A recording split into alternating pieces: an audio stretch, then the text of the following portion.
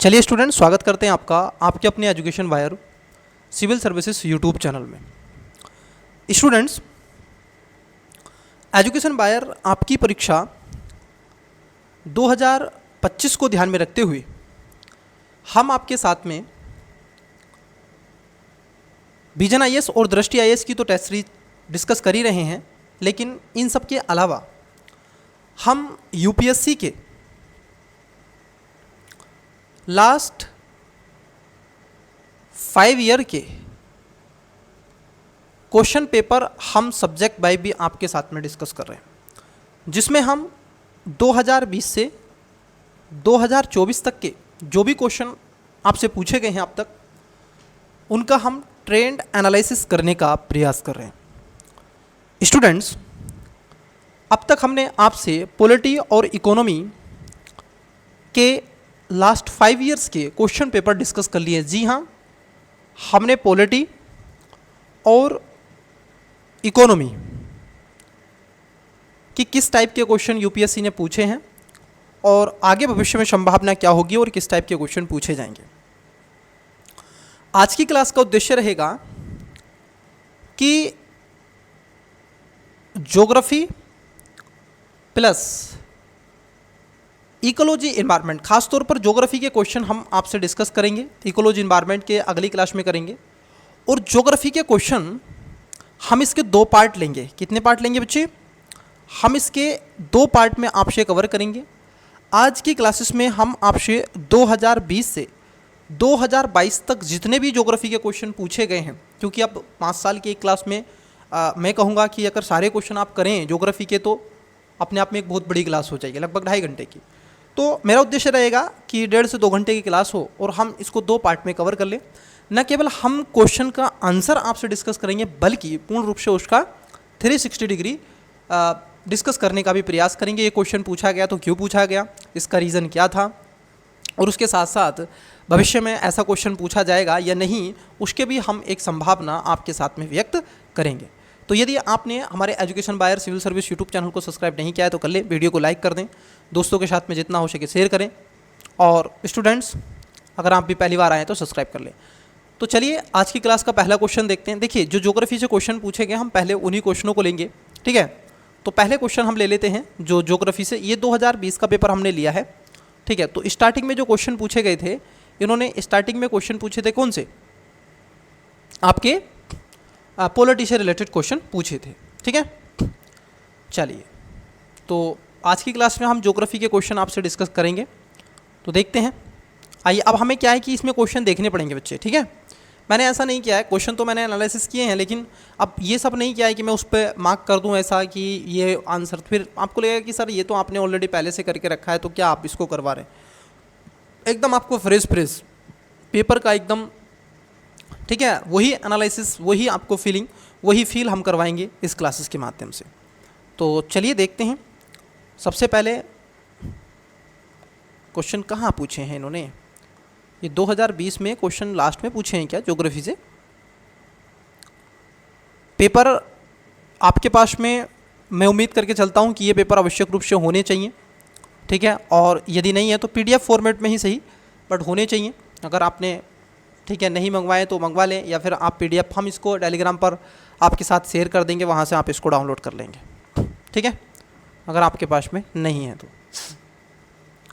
Question geography का ये science and take के क्वेश्चन हैं, ब्लॉकचेन टेक्नोलॉजी से रिलेटेड, नैनो कार्बन, अंतरिक्ष यान, माता पिता, शुक्राणु, डीएनए। देखिए, आइए देखिए, यहाँ पर जो क्वेश्चन आपसे पूछा गया, हालांकि ये क्वेश्चन ड्रोन से रिलेटेड क्वेश्चन है, ठीक है। तो अब इसमें एग्रीकल्चर, ठीक है, हम इसको साइंस एंड टेक्नोलॉजी में ही डिस्कस करेंगे क्योंकि ड्रोन से है, इसमें नहीं कर रहे। की इंफ्रास्ट्रक्चर ये भी वहीं से है। बेंजीन प्रदूषण, तो पॉल्यूशन वाले क्वेश्चन को हम इसमें डिस्कस कर लेते हैं, ठीक है।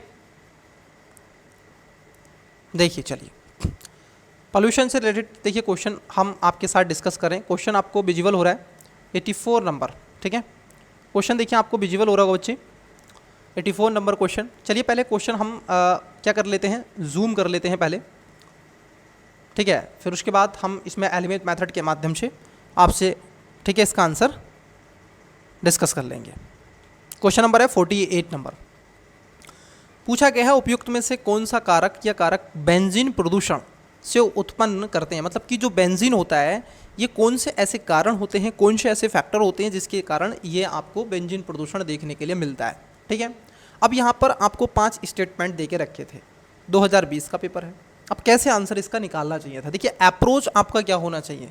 कभी भी क्वेश्चन को अगर आप पढ़ें, जैसे बेंजीन प्रदूषण आप पढ़ें, पहली बार पढ़ें, तो आप सोचें कि ये प्रदूषण क्यों पूछा गया है। क्या ये प्रदूषण आपको ये रोगन के लिए जो लकड़ी फर्नीचर होती है, क्या उससे बेंजीन निकलेगा, कुछ ऐसा आपको लगेगा? वहाँ से तो अधिकतर कार्बन डाइऑक्साइड और सल्फर खासतौर पर निकलता है कि नहीं? तो ये तो निकलना ही नहीं चाहिए, लकड़ी फर्नीचर से तो ये निकलेगा ही नहीं। अब देखो जब ये नहीं निकलेगा तो देखो एलिमेंट मेथड लगाओ, चौथा गलत है। ठीक है, तो देखो जहाँ 4 नंबर है वो इसका आंसर नहीं होगा, और यदि वो नहीं होगा तो करेक्ट आंसर क्या होना चाहिए, ए इसका आंसर होना चाहिए। अब देख लेते हैं क्या ए इसमें सही बात है या नहीं। जैसे स्वचालित ऑटोमोबाइल्स जो होते हैं उससे निष्कासित जो पदार्थ होते हैं उसमें बेंजीन प्रदूषण होता है, आप कहोगे हाँ।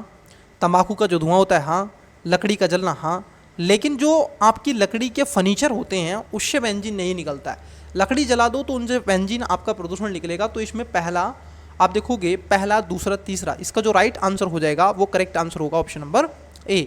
ठीक है, तो ये एलिमेंट मेथड से आप इसका आंसर निकाल सकते थे। ठीक है, चलिए, तो एक क्वेश्चन हमने देखा सामान्यतः, और देखते हैं क्वेश्चन। यदि नेक्स्ट आगे हैं, इसमें 50 के बाद में क्वेश्चन पूछे गए हैं। ये इकोनॉमी से क्वेश्चन पूछा है, यहाँ पे अंतर्राष्ट्रीय व्यापार से क्वेश्चन है।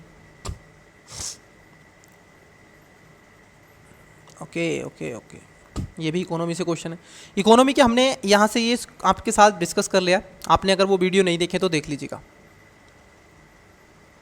ये भी इकोनॉमी से है, ये भी उदारीकरण से क्वेश्चन, ये भी है साइबर बीमा। अच्छा, ये हमने वहाँ पे डिस्कस किया है क्वेश्चन। आइए देखिए, क्वेश्चन नंबर 61 आपकी स्क्रीन पर आपको विजुअल हो रहा है। ये इकोनॉमी के क्वेश्चन है। ठीक है, सॉरी, ये आपका कृषि क्षेत्र से सार्वजनिक निवेश की बात की जा रही है। तो आप एग्रीकल्चर सेक्टर को आप किस में पढ़ते हैं, ज्योग्राफी में देखने का प्रयास करते हैं, पढ़ते हैं, तो उससे आपसे क्वेश्चन पूछा गया है। लेकिन बच्चे इस क्वेश्चन को आप क्या है, जैसे एमएसएमई है, ठीक है, सॉरी एमएसपी है, एमएसएमई नहीं एमएसपी, तो आप इसमें रखेंगे। जैसे ये कह रहे हैं कृषि क्षेत्र में सार्वजनिक निवेश माना जाता है, मतलब कि किसको आप सार्वजनिक निवेश मानोगे। लेकिन हम इसको कहाँ पर रखते हैं, हम इसको खास तौर पर रखते हैं कहाँ, इकोनॉमी में इसको रखते हैं। लेकिन अब सब्सिडी का है तो सब्सिडी आप ज्योग्राफी में पढ़ते हैं, नहीं पढ़ते हैं, ज्योग्राफी का आप नहीं पढ़ते हैं, तो आप इसको छोड़ देंगे। क्या ये जो है कि कौन सी सरकारी, जो चावल के मूल्य, अब देखो ये मूल्य है तो ये भी आपका क्या है, इकोनॉमी में हम पढ़ते हैं, तो इसको भी नहीं करेंगे। तो ये इकोनॉमी मैंने इसको कवर कर लिया है, डबल हम नहीं करेंगे क्वेश्चन को, टेंशन नहीं लेने के। ये ट्रेड वगैरह से वहीं पे आते हैं क्वेश्चन। ये G20 वगैरह जो हैं ये भी इकोनॉमी में आते हैं। जब आप ग्रुप्स वगैरह पढ़ते हैं आप कहोगे सर सभी ऐसे बताते चले आओगे तो कब करवाओगे। ये भी किसान क्रेडिट कार्ड, इस पर भी मैंने आपसे चर्चा कर ली है। देखिए क्वेश्चन नंबर आपको दिख रहा है कि 68 नंबर क्वेश्चन, क्या बा क्वेश्चन है 68, देखिएगा ये प्योर ज्योग्राफी से क्वेश्चन है। और क्वेश्चन क्या है, यहाँ पर नदी दे के रखी हैं और जाकर कहाँ पर आपकी मिल जाती है। जैसे कौन सा सही सुमेलित है, देखो ये कह रहे हैं ज़ेम्बेजी नदी। अब ज़ेम्बेजी नदी कहाँ से बहती है ये आपको पता होना चाहिए। आपने अफ्रीकन कॉन्टिनेंट के बारे में पढ़ा होगा, ये मैं उम्मीद करके चलता हूँ कि आपने मैपिंग आवश्यक रूप से किया होगा। तो यहाँ पर जब जिम्बाब्वे जामीबिया है तो यहीं से एक नदी निकलती है जिसको ज़ेम्बेजी नदी के नाम से जाना जाता है। अब ये जो ज़ेम्बेजी नदी है ये हिंद महासागर में आकर के अपना जल विसर्जित करती है। कहाँ पर गिरती है, इंडियन ओशन में अपना जल गिराती है। क्या ये बात सही है, क्या ये बात सही हो जाएगी कि ये नदी इंडियन ओशन में अपना जल गिराती है? तो आप कहोगे जी हाँ ये इंडियन ओशन में अपना जल गिराती है, तो ये तो सही है। अब देखो जहाँ चौथा है वो तो सही होना चाहिए, मतलब कि आंसर ए नहीं होगा और आंसर बी नहीं होगा, फिर क्या होना चाहिए, तो सी होगा या फिर डी होगा, है कि नहीं। अब देखो यहाँ पर आप देखो कि चौथा दोनों में है, ठीक है। चलिए ये कह रहे हैं मैकोंग। अब देखो ये कह रहे हैं कि मैकोंग जो नदी है ये अंडमान सागर में गिरती है। बच्चे आप मुझे बताएं कि मैकोंग नदी क्या अंडमान सागर में आपको देखने को मिलेगी? मैकोंग जो नदी है, अगर आप एशिया के मैप को अगर हम देखें, यहीं से निकाल लेते हैं एशिया का मैप भी, तो थोड़ा बेटर रहेगा। अब जरा इस मैप को थोड़ा सा ऑब्जर्व करें तो आपको कई चीज़ें देखने के लिए मिले।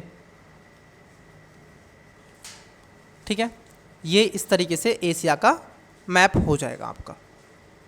ठीक है, ये इधर ऑस्ट्रेलिया वगैरह हो गया। ठीक है, अब देखिए यहाँ पर क्या है, यहाँ एक खाड़ी मिलेगी आपको, कंबोडिया की खाड़ी। क्या मिलेगी? कंबोडिया की खाड़ी बच्चे आपको देखने की मिलती है। तो जो मैकोंग नदी है ये यहाँ पर आकर के अपना जल विसर्जित करती है, ना कि आप देखोगे किस में, इंडियन जो अंडमान सागर है, ठीक है, उसमें। तो यहाँ पर पहला जो स्टेटमेंट है ये सरासर गलत है। अब देखो जैसे ही आपका पहला स्टेटमेंट गलत हुआ तो आंसर आपको मिल जाएगा। ठीक है, आंसर आपको मिल जाएगा बच्चे। तो देखो अब पहला स्टेटमेंट आपका गलत है तो आंसर ए तो नहीं था, बी भी नहीं था, अब देखो डी भी नहीं है क्योंकि यहाँ पर एक है, तो correct answer option number C आ जाना चाहिए था। तीसरा जो बोल्गा नदी है ये आपकी कैस्पियन सागर में जाकर के गिरती है, इसमें कोई दुराग्रह नहीं है। कैस्पियन सागर आपने नाम सुना होगा, कैस्पियन सागर कैसे पिए पानी, तो यहाँ पर तारीख याद कर लीजिएगा, जो कंट्री इसके साथ में सीमा लगाते हैं, तारीख, इसमें आता है तुर्कमेनिस्तान और तारीख। ठीक है, ये सब हैं, रशिया है, ये सब हैं, कजाकिस्तान। तो ये सारे देश हैं, इसमें तारीख से रिलेटेड जितने भी कंट्री आते हैं ये इसमें। ठीक है, इसकी एक ट्रिक है, जितने इसके साथ में अजरबैजान, ये इसके साथ में क्या करते हैं, सीमा साझा करते हैं, तो इसको ध्यान में रखें। तो बोल्गा नदी कैस्पियन सागर में गिरती है, लेकिन थोम्स जो नदी है, थेम्स नदी, ये जो आपका आयरिश सी है, इसमें अपना जल नहीं गिराती है। तो यहाँ पर आप देखोगे करेक्ट आंसर क्या हो जाएगा, 3 और 4, मतलब कि सी इसका राइट आंसर हो जाएगा। और इट चलिए, तो ये इकोनो डायरेक्ट आपका ज्योग्राफी से रिलेटेड क्वेश्चन था। और ये क्वेश्चन किससे था, अब कहाँ से आपको सोर्स मिलेगा, ये इसका सोर्स क्या है, इसका सोर्स है बच्चे मैपिंग। क्या है इसका सोर्स, इसका सोर्स आपको मिलेगा देखने के लिए मैपिंग। तो मैपिंग मैं हमेशा कहता हूँ कि यदि आप ज्योग्राफी के क्वेश्चन को टैकल करना चाहते हैं, पिक करना चाहते हैं, तो मैपिंग आपको पूर्ण रूप से आनी चाहिए और 360 डिग्री आनी चाहिए। ठीक है, जो चर्चित बिंदु रहे हैं तो उसको आप आसानी से मैप पर शो कर सकते हैं। नेक्स्ट, इंग्लिश वाले बच्चे यहाँ से आप देख लेंगे 68 नंबर। चलिए और देखते हैं क्वेश्चन। ये एमएसपी वाला हमने वहाँ पर किया है, सांस्कृतिक ये नहीं करेंगे यहाँ पर। ये इकोलॉजी इन्वायरमेंट का हाथियों के बारे में जो है अर्थव्यवस्था यहाँ पर है। ये राष्ट्रीय जो पार्क हैं, ठीक है, अब ये इकोलॉजी इन्वायरमेंट का जब हम देखेंगे तो वहाँ से इसमें चर्चा करेंगे। ज्योग्राफी के प्योर क्वेश्चन पर मैं आपसे डिस्कस करने के लिए इस क्लास में चर्चा का बिंदु बना रहे हैं। ठीक है, ये सब जो आपके अभ्यारण्य है, उद्यान है, सब इकोलॉजी इन्वायरमेंट में आप पढ़ते हैं, है कि नहीं। ये पर्यावरण से रिलेटेड क्वेश्चन है। इस्पात स्लेग के बारे में पूछा गया, आइए देखते हैं। ये क्वेश्चन देखिएगा, इस्पात स्लेग 76 नंबर, 76 नंबर का जो क्वेश्चन है, अगर आप इसको देखें तो यहाँ पर कह रहे हैं कि इस्पात स्लेग की मतलब कि पूछा गया है, ये कह रहे हैं कि किसके लिए सामग्री हो सकती है। जो इस्पात का एक स्लेग बचता है, मतलब कि इसमें से जो निकला हुआ अपशिष्ट होता है, इसको हम कहाँ लगा सकते हैं, इससे क्या क्या हम कर सकते हैं। जैसे आधार सड़क के निर्माण में क्या जो सड़कें होती हैं, रोड होती हैं, क्या उसको बनाने में हम इसका इस्तेमाल कर सकते हैं, तो आप कहोगे जी हाँ। कृषि मृदा के सुधार के लिए जी हाँ। सीमेंट के उत्पादन के लिए भी इसमें क्या हो सकता है, इसका उपयोग किया जा सकता है। तो यहाँ पर तीनों बातें सही हो जाएंगी, मतलब कि जो इसका करेक्ट आंसर होना चाहिए वो इसका राइट आंसर होना चाहिए था ऑप्शन नंबर आपका डी। ठीक है, 1 2 3, तो इसका करेक्ट आंसर डी होना चाहिए था। अब देखो ऐसी स्थिति में कुछ ऐसी टेक्नोलॉजी चर्चाओं में रहती हैं, ठीक है, तो उनको एक बार आप क्या करें, डायरेक्टली देख लें। ठीक है, जो करंट अफेयर से ये क्वेश्चन आपका पूछा गया है, तो ना सोर्स क्या है, तो इसका सोर्स करंट अफेयर है बच्चे। नेक्स्ट क्वेश्चन देखते हैं। कोयले आर्सेनिक, ये हालांकि चलिए आइए देखते हैं, लेकिन ये इकोलॉजी इन्वायरमेंट का है, परंतु फिर भी 79 नंबर का क्वेश्चन देखिएगा, आपको क्वेश्चन विजुअल हो रहा है। क्वेश्चन है 79 कि निम्नलिखित कथनों पर विचार कीजिए। पूछा गया है उपयुक्त कथनों में से कौन सा ये सही है। पहला है कि कोयले की राख में आर्सेनिक, सीसा और पारद अवरिष्ट होते हैं, मतलब कि जो कोयला होता है, अगर आप कोयले को देखें तो इसमें सीसा आपको मिलता है, आर्सेनिक भी आपको मिलेगा, ठीक है, और पारद भी मिलता है। तो ये बात सही है बिल्कुल, क्योंकि कोयला आप देखोगे चमक मारता है, आपने देखा होगा, ठीक है। तो उसमें क्या है, सीसा आर्सेनिक होता है। और आज ये भारत की रिवर के लिए, मैं कहूँगा नदियों के लिए एक बहुत बड़ा संकट बन गया है ना। तो यहाँ पर पहला स्टेटमेंट एकदम सही है। अब देखो पहला सही है तो आंसर बी और सी तो होगा नहीं, क्योंकि एक नहीं है। अब जैसे ही आंसर हम कहें कि कोयला संचालित विद्युत संयंत्र पर्यावरण में सल्फर डाइऑक्साइड और नाइट्रोजन के ऑक्साइड को उत्सर्जित करते हैं, बिल्कुल सही बात है। और कोयले से ना केवल ये सल्फर नाइट्रस ऑक्साइड और सल्फर डाइऑक्साइड, ऑक्सीजन के जो नाइट्रोजन के ऑक्साइड निकलते हैं, बल्कि इन सब के अलावा आप देखोगे CO2 और भी कई प्रकार की गैसें यहाँ से आपको निष्क्रिय होती हुई मिलेंगी, मतलब कि निकलती हैं। तो दूसरा भी इसमें सही हो जाएगा। अब देखो पहला सही दूसरा सही तो कहाँ पर है, आंसर ऑप्शन नंबर डी आ जाएगा। ये इजीली, अब आपको नहीं भी पता होगा कि भारतीय कोयले की राख अधिक मात्रा पाई जाती है। देखो जब आप कोल पढ़ते हैं, कहाँ पढ़ते हैं बच्चे, जब आप कोल पढ़ते हैं तो कोल को क्या प्रकार से बांट के पढ़ते हैं। आप कहते हैं कि महोदय जो कोल होता है वो कई प्रकार का होता है, ठीक है, और ये कार्बन के आधार पर कोयले को 4 भागों में बांटा जाता है, ठीक है, इसको 4 भागों में बांटा जाता है। एक होता है आपका बिटुमिन, एक होता है आपका एंथ्रेसाइट कोयला, एक होता है लिग्नाइट कोयला, एक होता है बिटुमिनस कोयला, और एक होता है पीट कोयला। भारत में बिटुमिनस और पीट कोयला अधिक मात्रा में पाया जाता है, जिसमें कार्बन की मात्रा आप देखोगे लगभग 60, मैं कहूँगा कि लगभग इसमें कार्बन की जो मात्रा होती है यहाँ पर आप देखोगे 80 से 90% तक होती है। इसमें लगभग 60 से 80% के आसपास होती है। और इसमें 40 से बिटुमिनस में आप देखोगे 50-55% तक होती है। और इसमें आपकी ख़ास तौर पर 35 से 40% के आसपास कार्बन की मात्रा होती है। अब यही ये कार्बन की मात्रा अगर आपकी 100% चली जाए तो इसको डायमंड के रूप में जाना जाता है, हीरे के रूप में जाना जाता है। तो भारत में पीट कोयला और बिटुमिनस कोयला ख़ास तौर पर आपको देखने के लिए ज़्यादा मिलता है, जिसमें राख की कैपेसिटी, राख की मात्रा क्या होती है आप देखोगे ज़्यादा होती है, जबकि यहाँ पर कार्बन की मात्रा कम होती है। तो इसलिए भारत क्या है, ऑस्ट्रेलिया जैसे बड़े और अन्य देशों से हम कोयले का इंपोर्ट करते हैं। चलिए खेती में बायोचार, अब ये देखो इकोलॉजी एनवायरनमेंट से क्वेश्चन है, ठीक है। इसके साथ साथ अगर हम देखें और भी क्वेश्चन है, जैसे ये वन्यजीव संरक्षण अधिनियम 1972, ठीक है, और साथ ही साथ ये ज़ीरो टाइलेज जो आपका है, ठीक है, शून्य जुताई, तो ये भी आपका किससे रिलेटेड है, इकोलॉजी एनवायरनमेंट में है। तो इसको भी हम आपसे वहाँ से चर्चा का बिंदु बना लेंगे, ठीक है। एग्रीकल्चर से आया है, इसमें जैव ईंधन की राष्ट्रीय नीति उसके बारे में, दालों के उत्पादन के बारे में, उड़द खरीफ। देखो अब यहाँ पर ज़रा समझिएगा, जैव ईंधन की राष्ट्रीय नीति को उसको हम इकोलॉजी एनवायरनमेंट में लेंगे, लेकिन इस क्वेश्चन को हम यहीं पे ले लेते हैं जो आपका है चावल उत्पादन, क्योंकि हम यहाँ पे खरीफ रबी की फसलों के बारे में आपसे चर्चा तो करते ही हैं, तो वो ही यहीं से क्वेश्चन पूछा गया है। तो देखो क्या है, एक है कृषि में शून्य जुताई, मतलब कि जीरो टाइलेज, अगर आप जो जुताई है उसको ज़ीरो कर दो, बहुत कम के बराबर कर दो, मतलब कि ना के बराबर आप इसमें जुताई कर दो, तो उससे क्या क्या हो सकता है, उसके लाभ क्या क्या हो सकते हैं। पहला लाभ क्या होता है, पिछली फसल के अवशेषों को जलाए बिना गेहूं की बुवाई संभव है।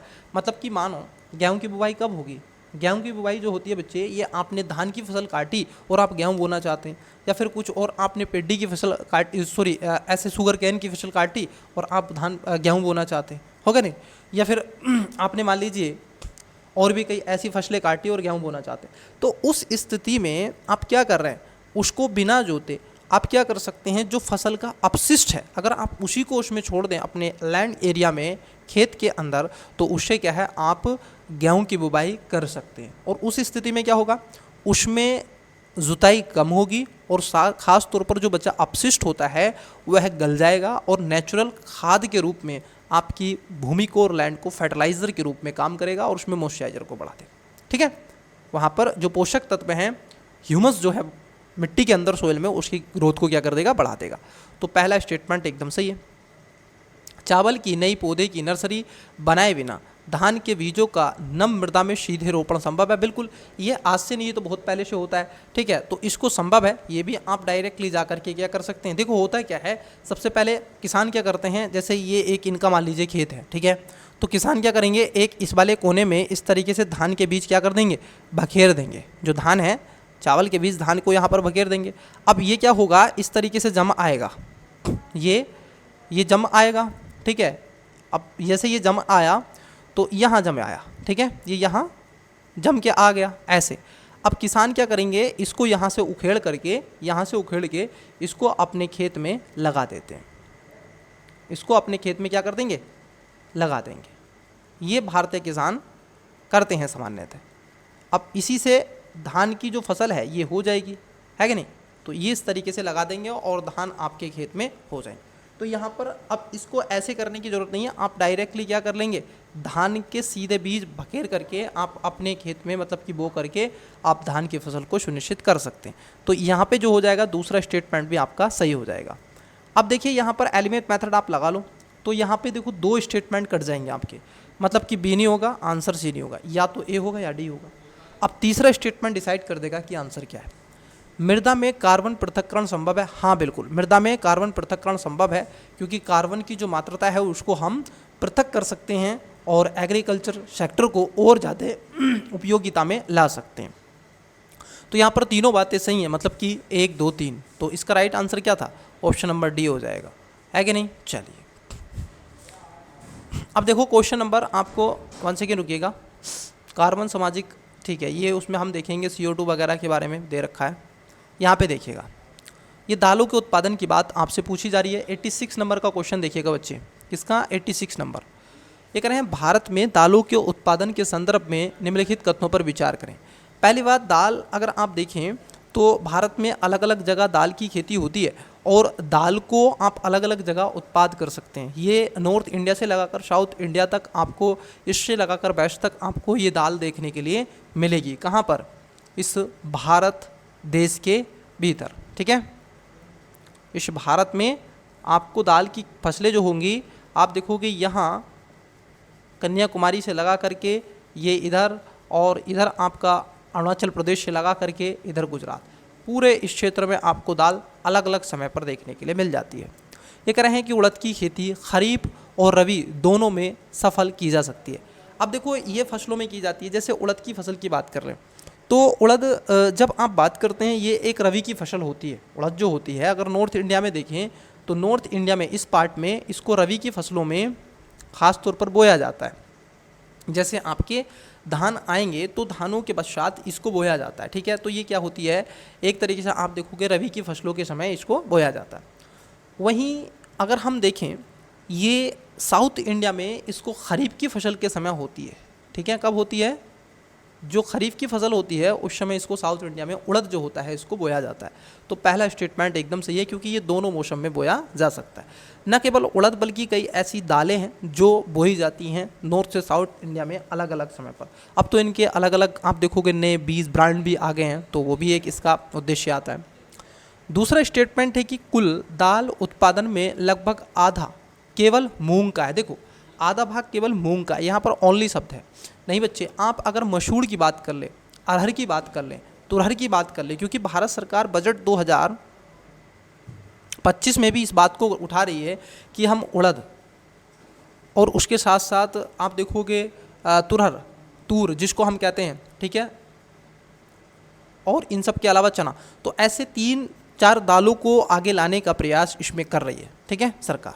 तो यहाँ पर क्या हो जाएगा, ये दूसरा स्टेटमेंट गलत है। अब देखो जैसे दूसरा गलत है, आंसर आपको मिल जाता, तो आंसर क्या है, ऑप्शन नंबर बी, सी और डी नहीं होगा। तो राइट आंसर क्या होना चाहिए था, ऑप्शन नंबर ए। तो ये एलिमेंट मेथड मैं नहीं कह रहा हूँ, ऐसा यूपीएससी कह रहा। तीसरा स्टेटमेंट क्या था कि पिछले 3 दशकों का मतलब है कि 30 वर्ष, कितने वर्ष, 30 वर्ष, पिछले 3 दशकों में जहाँ खरीफ दालों की उत्पादन बढ़ा है वहीं रबी दालों का उत्पादन घटा है। बच्चे ऐसा नहीं है, और ये कह रहे हैं 30 वर्षों में।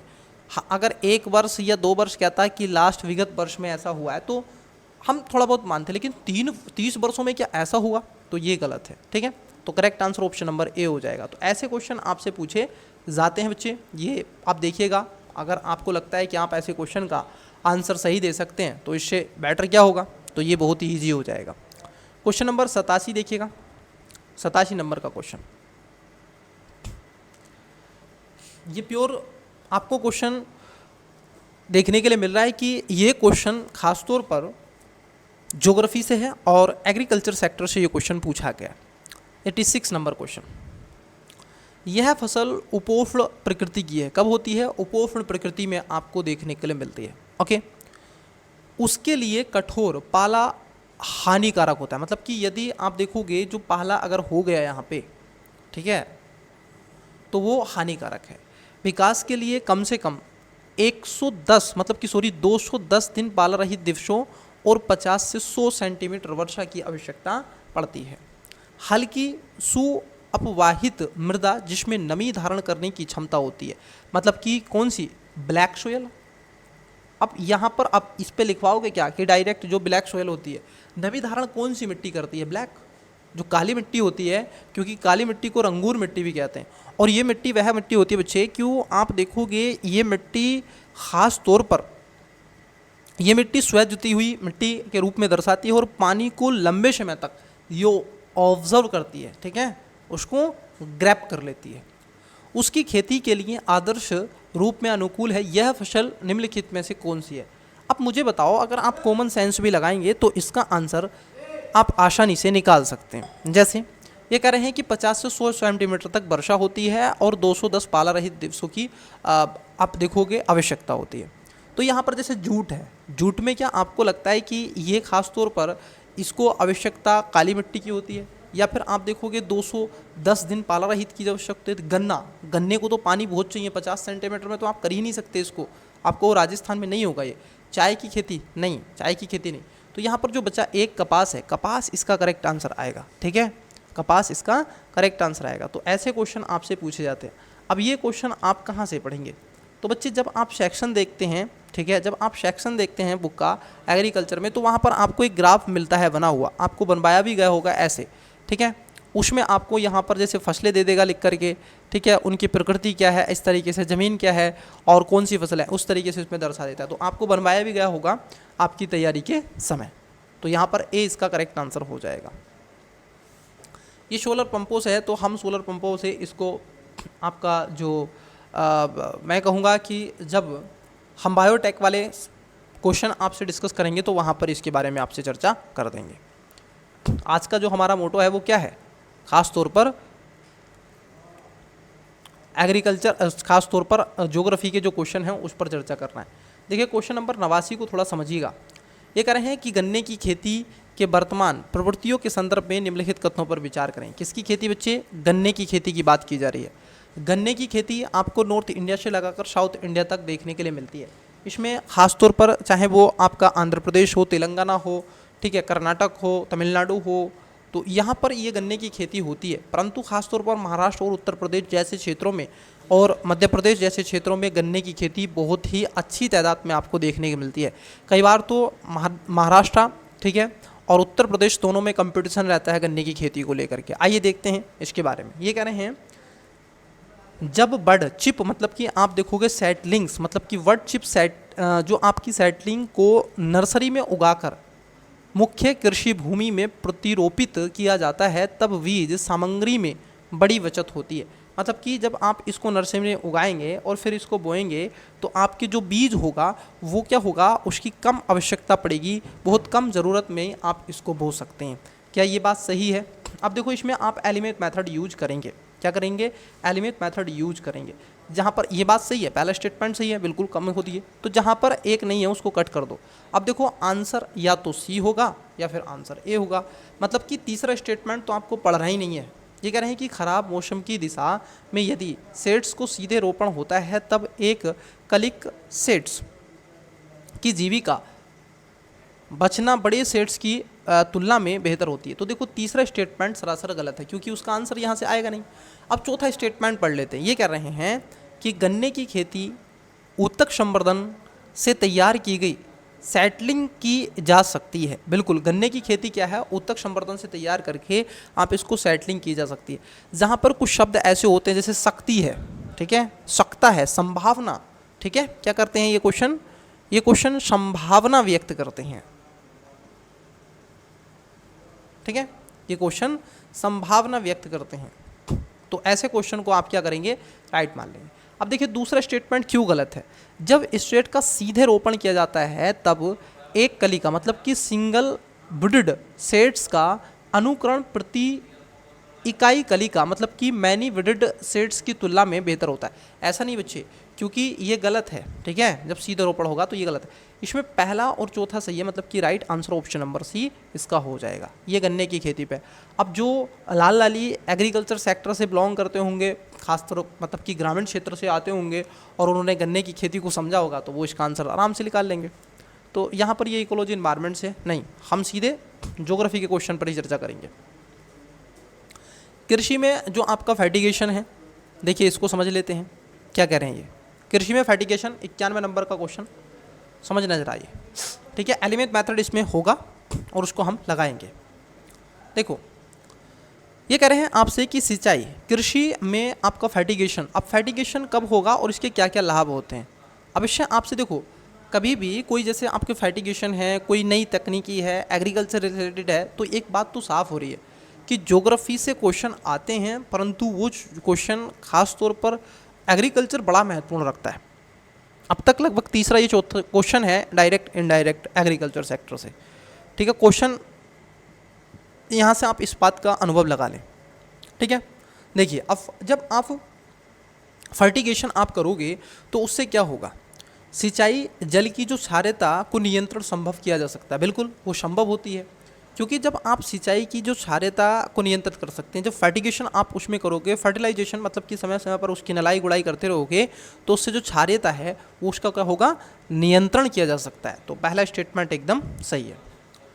अब देखो दूसरा स्टेटमेंट है कि रॉक फॉरेस्ट और सभी, यहाँ पर देखो शब्द है सभी, ठीक है, अन्य फॉस्फेरिक जो आपके उर्वरक का सफलता के साथ अनुप्रयोग संभव है। अब यहाँ पर देखो क्या है, सभी का है बच्चे, सभी का नहीं। अगर ये नॉर्मल स्टेटमेंट होता तो ये सभी नहीं जोड़ता और उस स्थिति में ये क्वेश्चन सही हो जाता, ठीक है। तो दूसरा स्टेटमेंट गलत। अब जहाँ पर दो है आंखें मींच के उसको कट कर दो, क्योंकि ये गलत है। देखो तो आंसर ए नहीं होगा, आंसर बी नहीं होगा, आंसर डी नहीं होगा। क्यों, क्योंकि यहाँ पर दो स्टेटमेंट है। अब आप देखिए तो इसमें जो तीसरा स्टेटमेंट है ये इसका सही हो जाएगा, मतलब कि 3 और 4 पौधों के लिए पोषण बढ़ती हुई मात्रा में सुलभ किए जा सकते हैं। तो देखो तीसरा सही है, रासायनिक पोषक तत्वों के निशाचलन की कमी संभव है, बिल्कुल ये बात सही है। तो देखो जो बच गया, मैं कहता हूँ कि जब आप क्वेश्चन पेपर को अटैम्प्ट करते हैं तो विकल्प में आप गलत को ढूंढें। किसको ढूंढें, आप गलत को ढूंढें, और जब आप गलत को ढूंढते हैं तो राइट उसमें से आंसर आप तक पहुंच जाते हैं। तो उसमें संभावना क्या होती है, राइट तक पहुंचने की संभावना आपकी ज़्यादा हो जाती है। तो इसलिए आप देखोगे इसका करेक्ट आंसर हो जाएगा ऑप्शन नंबर सी 1, 3, 4। नेक्स्ट देखते हैं और भी क्वेश्चन पूछा गया होगा तो देखिए। अब मिनरल से लगातार क्वेश्चन आप देखोगे यूपीएससी पूछ रहा है, तो आपको जो क्रिटिकली मिनरल्स हैं अब इन पर आपका पता होना चाहिए। मिनरल्स जो हैं, ठीक है, जो खनिज हैं, इन पे आपसे क्वेश्चन पूछे गए। और लगभग भारत सरकार का एक प्रोग्राम है, मैंने उसमें टेस्ट पे भी आपको बताया था, 17 आपके क्या हैं क्रिटिकली मिनरल्स हैं, और इनका आपको एक लिस्ट बना करके याद कर लेना चाहिए, है कि नहीं। तो चलिए देखिए क्वेश्चन क्या है। ये कह रहे हैं भारत में उपयुक्त में से कौन से सर्वाधिक रूप से आप देखोगे प्रमुख खनिज मेजर आपके मिनरल्स हैं, कौन से हैं इसमें से। जैसे आपसे पूछा गया है कौन कौन से, जैसे ये कह रहे हैं कि बेंटोनाइट, क्रोमोटाइट, काइनाइट और सिलीमेग्नेटाइट। अब इसका आंसर आपको 92 का आंसर देना है। भारत में खासतौर पर कौन कौन से हैं ऐसे जो मेजर मिनरल्स हैं, वो कौन से हैं। देखो जिसमें बेंटोनाइट की अगर हम बात कर लें तो ये भारत में आपको देखने के लिए नहीं मिलता है। अब जैसे ही आप इसको कट करोगे तो आंसर आपका ए नहीं होगा, आंसर आपका सी नहीं होगा। जबकि क्रोमाइट भी मिलेगा, काइनाइट भी मिलेगा और सिलीमेनाइट भी आपको देखने के लिए मिलेगा। तो डी इसका खास तौर पर करेक्ट आंसर हो जाएगा, ठीक है। चलिए ये इकोलॉजी एनवायरनमेंट से, तो इसको हम इसमें नहीं लेंगे। और देखते हैं, देखिए क्वेश्चन था आपका ओशियन मैन टेम्परेचर के बारे में, OMT के बारे में क्वेश्चन था और बहुत ही अच्छा क्वेश्चन था। आपने ये कॉन्सेप्ट आवश्यक रूप से पढ़ा होगा, ठीक है। देखो क्या है, आप इसको बहुत इजी वे में समझ सकते हैं। जब आप ओशियनोग्राफी पढ़ते हैं तो उस समय आप ये टेम्परेचर वाला जो आपका ओशियन मीन टेम्परेचर है इसको पढ़ते हैं, महासागर औसत तापमान क्या है उसके बारे में आप समझते हैं। तो आइए देखो, अगर आपको देखो, अब ये डायरेक्ट क्वेश्चन नहीं आता है, एक बात ध्यान रखना कि क्वेश्चन आपका डायरेक्ट नहीं आता है, ओवरऑल जो आपका समझ है, ठीक है, ये ध्यान रखना, ओवरऑल जो आपकी समझ होती है किसी विषय को लेकर के और उस विषय में सब्जेक्ट को लेकर के, तो वहाँ से यूपीएससी उनको सबको कनेक्ट करता है, फिर आपसे एक क्वेश्चन बना करके पूछ लेता है। और वैसे ही देखो, अब जब आप महासागर के औसत तापमान की बात यहाँ पर पूछी गई आपसे 2020 में, जो 93 नंबर का क्वेश्चन, तो यहाँ पे अब कई चीज़ें देखने के लिए मिलेंगी, जैसे ओशन मेन टेम्परेचर OMT के संदर्भ में निम्नलिखित कथनों में से कौन सा सही है, मतलब कि आपसे राइट पूछा है और दो स्टेटमेंट दे दिए।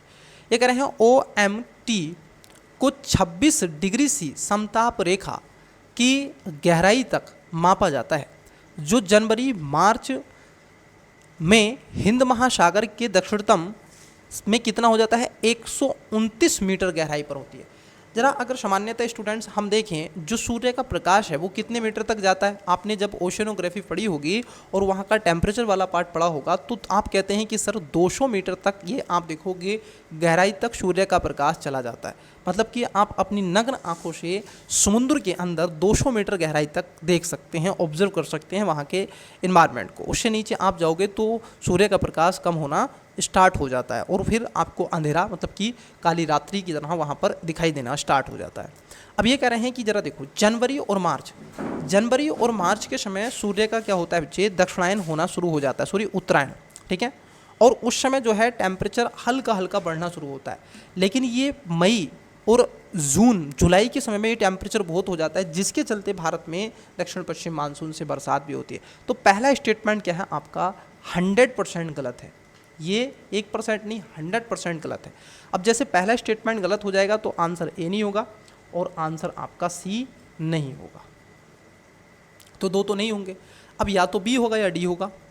ये कह रहे हैं OMT जो जनवरी मार्च में एकत्रित किया जाता है, उसे यह निर्धारित करने के लिए प्रयोग किया जा सकता है कि मानसून में वर्षा की मात्रा एक निश्चित दीर्घकालिक औसत वर्षा से कम होगी या अधिक। जी हाँ, क्योंकि आपके ओशन का टेम्परेचर ये डिसाइड कर देता है कि बरसात यहाँ पर अधिक होने जा रही है या कम होने जा रही है। इससे जो आपके जो इंटरनेशनल मेट्रोलॉजिकल डिपार्टमेंट है या इंडियन मेट्रोलॉजिकल जो डिपार्टमेंट है, वो इस बात को देख लेता है, समझ लेता है, मौसम वैज्ञानिक इस बात की सूचना आप देखोगे निर्धारित कर देते हैं, ठीक है। तो यहाँ पर क्या हो जाएगा, ऑप्शन नंबर आपका दूसरा करेक्ट है और पहला इसमें गलत है, ठीक है। तो बी इसका राइट आंसर हो जाएगा। क्वेश्चन नंबर क्या में था, क्वेश्चन नंबर 93 का बी राइट आंसर हो जाएगा। तो ये सब क्वेश्चन है। अब ये रासायनिक उर्वरक तो ये वहाँ पे आपको मिलेगा, ठीक है, इसमें अमोनिया, यूरिया, ठीक है, ये प्राकृतिक गैस, सल्फर, ये हम वहाँ पे करेंगे आपसे, ठीक है, तेल शोधन वगैरह के बारे में, ठीक है, इकोलॉजी इन्वायरमेंट पे हम करेंगे इसको। ये मरु राष्ट्रीय उद्यान, इस पर भी हम वहीं पे करेंगे। हाँ देखिए, यहाँ पर है, ये क्वेश्चन पूछा गया और ये क्वेश्चन क्या है, मैपिंग से क्वेश्चन है, ठीक है। इस बार क्या हुआ है बच्चे, इंटरनेशनल ग्लेशियर वर्ल्ड डे मनाया गया है 2025 को, किसके द्वारा, ये करंट है, नोट डाउन कर लो। इंटरनेशनल, आप देखोगे ग्लोबल ग्लेशियर वर्ल्ड डे मनाया गया है 21 जून को, ये घोषणा कर दी है 2025 में, ठीक है, किसने, UN के द्वारा। तो ये जो इंटरनेशनल ग्लेशियर डे है वो 21 जून को आता है, ठीक है, अब आपको ध्यान में रहना चाहिए। और ये घोषणा कर दी है अब इसलिए क्योंकि ये ग्लेशियर लगातार पिघल रहे हैं और ख़ास तौर पर इसरो के सहयोग से, ये ध्यान रखना, इसरो के सहयोग से, इंडियन स्पेस रिसर्च ऑर्गेनाइजेशन के सहयोग से इसका मैपिंग भी किया गया। अभी इसने एक डाटा आप देखोगे प्रतिपादित किया है, मतलब कि पब्लिक किया है और बताया है कि भारत का सबसे बड़ा जो ग्लेशियर है वो है कौन सा, सियाचिन ग्लेशियर है। देखो, सियाचिन ग्लेशियर भारत का सबसे बड़ा ग्लेशियर है, ध्यान रखना, भारत का सबसे बड़ा जो ग्लेशियर है, ग्लेशियर को क्या कहते हैं, हिमनद कहते हैं ना। तो ये कहाँ, अब इसमें पूछा गया है कि सियाचिन जो हिमनद है वो कहाँ पर स्थित है। अब इसी को क्या कहते हैं, सियाचिन ग्लेशियर या फिर हिमालय। आपके लिए बच्चे इस समय आप देखोगे हिमालयन जो है ये बहुत इंपॉर्टेंट है, और ये आपका होमवर्क है कि आप हिमालय का 360 डिग्री अध्ययन करें। ठीक है, आप इसको गूगल करें, मैपिंग देखें इसकी, और अच्छे से यहाँ के जितने भी, चाहे वो काराकोरम, लद्दाख, जास्कर, पीर पंजाल, धौलाधार, ठीक है, और जहाँ पर इसमें K2, कंचनजंगा, ये यहाँ की जो पर्वत श्रेणियाँ हैं उसको पढ़ें। ठीक है, कई तरीके से इसको ऑब्जर्व करें। ठीक है, कितने राज्यों में फैला हुआ है, 5 में, किसमें, जैसे जम्मू कश्मीर, लद्दाख, हिमाचल प्रदेश, उत्तराखंड, सिक्किम, अरुणाचल प्रदेश। ठीक है, ऐसे महत्वपूर्ण तरीके से, और ये क्वेश्चन पूछे भी गए हैं यहाँ से। तो ऐसे क्वेश्चन आपसे पूछा जा सकता है, यहाँ से कौन कौन सी नदियाँ निकलती हैं। ठीक है, सिंधु की सहायक नदियाँ, झेलम, चिनाब, रावी, व्यास, सतलुज, इन सब के अलावा आप देखोगे गंगा। ठीक है, और गंगा की सहायक नदियाँ, यहाँ से क्वेश्चन बनते हैं कि नहीं बनते, हमेशा क्वेश्चन पूछा जाता है, लास्ट ईयर भी क्वेश्चन पूछे गए यहाँ से। तो आपकी गंगा की सहायक नदियाँ, यमुनी की सहायक नदियाँ, यमुनोत्री ग्लेशियर से निकलती है, ब्रह्मपुत्र उसकी सहायक नदियाँ। तो ये इस तरीके से मैपिंग आप कर लें, ये बहुत ज़रूरी है, चर्चाओं में रहा है। तो सियाचिन हिमनद कहाँ पर अवस्थित है, ये पूछा गया था। अब देखो, सियाचिन जो हिमनद है ये आपको एक घाटी पड़ती है, वहाँ पर नुब्रा घाटी। तो यहाँ पर कई घाटियाँ, आप जब सियाचिन ग्लेशियर देखो, सियाचिन ग्लेशियर ये इस तिकोने की तरह बना हुआ है ये। ठीक है, तो इस क्षेत्र में या लद्दाख वाले रीजन में यहाँ पर पड़ती है आपकी कौन सी, नुब्रा घाटी। और इसी नुब्रा घाटी के कहाँ पर है, ये उत्तर में अवस्थित है, नॉर्थ में। तो इसका करेक्ट आंसर क्या हो जाएगा, ऑप्शन नंबर, आप देखोगे right answer option number D हो जाएगा। ठीक है, क्वेश्चन नंबर 96 का। तो इस तरीके से आपको, अब देखो कैसे क्वेश्चन आया, तो ऐसे क्वेश्चन आया, लगातार ये चर्चाओं में भी रहता है। सियाचिन भारत का सबसे और दुनिया का सबसे ठंडा प्रदेशों में से एक है, क्षेत्र है। ठीक है,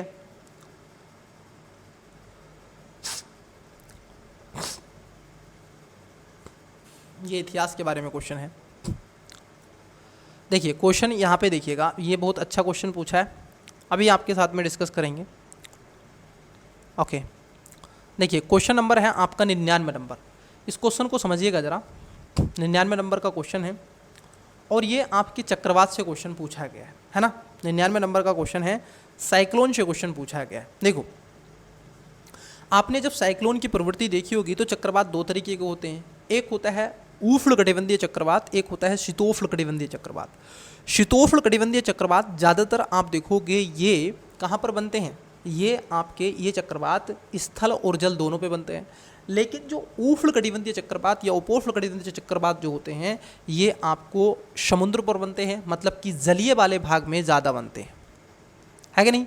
ये जलीय वाले भाग में, जब भी आपने देखा होगा, आपने पढ़ा होगा चक्रवात आ रहा है तो कहाँ पर, बंगाल की खाड़ी में या फिर अरब सागर में। और आजकल मेंस में ये क्वेश्चन बनने लग रहा है कि आजकल चक्रवातों की प्रवृत्ति बंगाल की खाड़ी की अपेक्षाकृत अरब सागर में लगातार बढ़ती चली जा रही है। इसके क्या कारण हैं और क्या परिणाम हो सकते हैं, या सुझाव दीजिए, ऐसा क्यों हो रहा है। तो ऐसे आपसे मेंस में भी क्वेश्चन पूछे जाते रहे। ठीक है, तो यहाँ पे आप देखो जो क्वेश्चन है ये साइक्लोन, तो आपको साइक्लोन की प्रवृत्ति पता होनी चाहिए वास्तव में, तो कि साइक्लोन कैसा होता है, एंटी साइक्लोन क्या होता है, साइक्लोन की प्रवृत्ति क्या होती है। जैसे साइक्लोन, इस तरीके से साइक्लोन आपका चलता है, हवा की प्रवृत्ति आपको पता होनी चाहिए। ठीक है, ये क्यों ऐसा चल रहा है, क्योंकि इसके केंद्र में क्या होता है, लो प्रेशर होता है, बाहर क्या होता है बच्चे, हाई प्रेशर होता है। अब जहाँ पर लो प्रेशर होता है वहाँ पर हाई टेम्परेचर होता है, और जहाँ पर हाई प्रेशर होता है वहाँ पर लो टेम्परेचर होता है।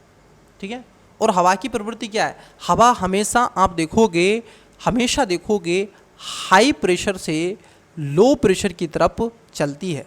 जिधर लो प्रेशर होता है उधर हाई टेम्परेचर होता है। तो लो टेम्परेचर से, किससे, लो टेम्परेचर से हवा किधर चलती है, हाई टेम्परेचर की तरफ चलती है। हाई प्रेशर से लो प्रेशर की तरफ हवा चलती है, क्योंकि जहाँ पर तापमान अधिक होगा वहाँ से हवा गर्म होकर के ऊपर उठ जाती है, और जैसे हवा ऊपर उठती है तो यहाँ से हाई प्रेशर जो नीचे से हवा इधर की तरफ मूव करती है, और इधर ऐसे हवा चलती है। यही साइक्लोन की प्रवृत्ति है कि नहीं। अब यही साइक्लोन आपको मिलेगा। अब ये क्या है, ये उत्तरी गोलार्ध में आपको घड़ी की विपरीत दिशा में एंटी क्लॉकवाइज आपको मिलता है, और फिर साउथ में क्लॉकवाइज मिलता है। फिर आपको एंटी साइक्लोन पड़ा होगा, प्रति चक्रवात जिसको हम कहते हैं, वो एंटी क्लॉकवाइज चलता है। अब देखो उसमें क्या है, हवाएं क्या होती हैं, अंदर से बाहर की तरफ चलती हैं। इसमें बाहर से अंदर की तरफ चल रहे हैं, उसमें अंदर से बाहर की तरफ चलती हैं, उसकी प्रवृत्ति उल्टी हो जाती है। वहाँ पर तापमान जो होता है बच्चे, वो बाहर क्या हो जाता है, टेम्परेचर हाई टेम्परेचर हो जाता है। क्या हो जाता है, जो प्रति चक्रवात होता है प्यारेलाल, तो वो क्या होता है, उसमें हाई टेम्परेचर आपको देखने के मिलेगा बाहर की तरफ, ठीक है। और लो जो टेम्परेचर है, जो लो टेम्परेचर है, टेम्परेचर क्या हो जाएगा, लो हो जाएगा केंद्र में। यहाँ पर ये आपका लो प्रेशर जोन हो जाता है। तो जब टेम्परेचर लो हुआ तो हाई प्रेशर जोन हुआ, ये कैसा हुआ, लो प्रेशर जोन हुआ। तो इस तरीके से ये प्रवृत्ति देखने के लिए आपको मिलती है। अब इसी पे आपसे पूछा है, अब दो चीज़ें आपसे पूछी हैं यहाँ पे कन्वर्ट करके। यहाँ पर दो चीज़ें पूछी है बच्चे। यूपीएससी ने 2024 की परीक्षा में डुरंड पूछा था आपसे, डुरंड ये आया था, इसको हुदहुद भी कहते हैं, डुरंड है हुदहुद, ये मैक्सिको वाले क्षेत्र में दिखाया गया था, ठीक है। आप डुरंड अगर डालेंगे तो एक हवा का, ये चक्रवात ही दृष्टिकोण है, लेकिन एक पार्टिकुलर रीजन में आता है और इतनी तेज गति से होता है इसका, आप देखो जिस क्षेत्र में आ जाए तो वहाँ के मकान भी दूरे कर दे। तो यहाँ पर पूछा गया जेट प्रवाह के बारे में, ठीक है। जेट प्रवाह केवल उत्तरी गोलार्ध में होते हैं। देखो जेट प्रवाह जो होते हैं बच्चे, ये दोनों में होते हैं, ना केवल उत्तरी में बल्कि दक्षिणी गोलार्ध में भी आपको देखने के लिए मिलते हैं, ये अर्थ है। तो ये जेट प्रवाह यहाँ पर भी आपको मिलेंगे और जेट प्रवाह यहाँ पर भी आपको मिलते हैं। ये इक्वेटर वाले रीजन में आपको कदापि नहीं मिलते हैं, इस इक्वेटर वाले में आपको जेट प्रवाह नहीं मिलता है, ठीक हो, ठीक है बेटा। बताओ यहाँ तक चीज़ें आपको समझ में आ रही हैं कि नहीं, ये मुझे बता दो, बस ये मुझे बता दो, ठीक है। तो देखो यहाँ पर केवल शब्द का यहाँ पर इस्तेमाल किया गया है, ठीक है। केवल शब्द का देखो बच्चे, यहाँ पर केवल शब्द है तो ये वैसे भी गलत है। तो जेट प्रवाह दोनों जगह होते हैं, जिसको जेट स्ट्रीम कहते हैं। ये कब होता है, जब आप देखोगे विभिन्न गुण धर्मों वाली वायु राशियाँ आपस में मिलती हैं, तब जाकर के जेट प्रवाह बनता है। मतलब कि गर्म और ठंडी जल धाराएँ, या फिर मैं कहूँगा सॉरी जल धारा नहीं, वायु राशियाँ जब आपस में मिलती हैं वहाँ पर आपको जेट प्रवाह देखने के लिए मिलेगा। इसको जेट स्ट्रीम कहते हैं। क्या कहते हैं, जेट स्ट्रीम कहते हैं। और जब आप देखोगे सूर्य का दक्षिणायन होता है तो दिसंबर और जनवरी के समय भारत के उत्तरी भारत में क्या होती है, जो उत्तरी भारत का रीजन है बच्चे, यहाँ इन क्षेत्र में राजस्थान, पंजाब, हरियाणा और पश्चिमी उत्तर प्रदेश, इन क्षेत्रों में बरसात होती है जो रबी की फसल के लिए बड़ी ही उपयोगी होती है। तो यहाँ पर आप देखोगे इसकी स्थिति क्या हो जाती है, दक्षिणायन हो जाती है, ठीक है। फिर ये उत्तरायण, तो दोनों गोलार्धों में चलता है। तो पहला स्टेटमेंट गलत है, ठीक है। अब देखो जैसे ही पहला गलत हुआ, आंसर की तरफ हम बढ़ते हैं। जहाँ एक स्टेटमेंट है उसको कट कर दो। अब देखो बच्चे यहाँ पर ये इसने मैंडेटरी कर दिया कि दूसरा जो स्टेटमेंट है वो 100% सत्य है, ये इसने खुद कह दिया है। अब आपको तीसरा पढ़ना है, ये कह रहे हैं कि चक्रवात की वाताक्षी के अंदर का तापमान आसपास के तापमान से लगभग 10 डिग्री सी कम होता है। बच्चे ऐसा नहीं है, ये तापमान मैंने आपको बताया कि अगर चक्रवात है, ये तापमान आपका क्या हो सकता है, ये 10 डिग्री से भी हो सकता है, 20 डिग्री से भी हो सकता है, इसका कोई क्राइटेरिया नहीं है कि इतना होगा। अब मान लीजिए ये तापमान हाई हो गया तो, लो हो गया तो, ठीक है।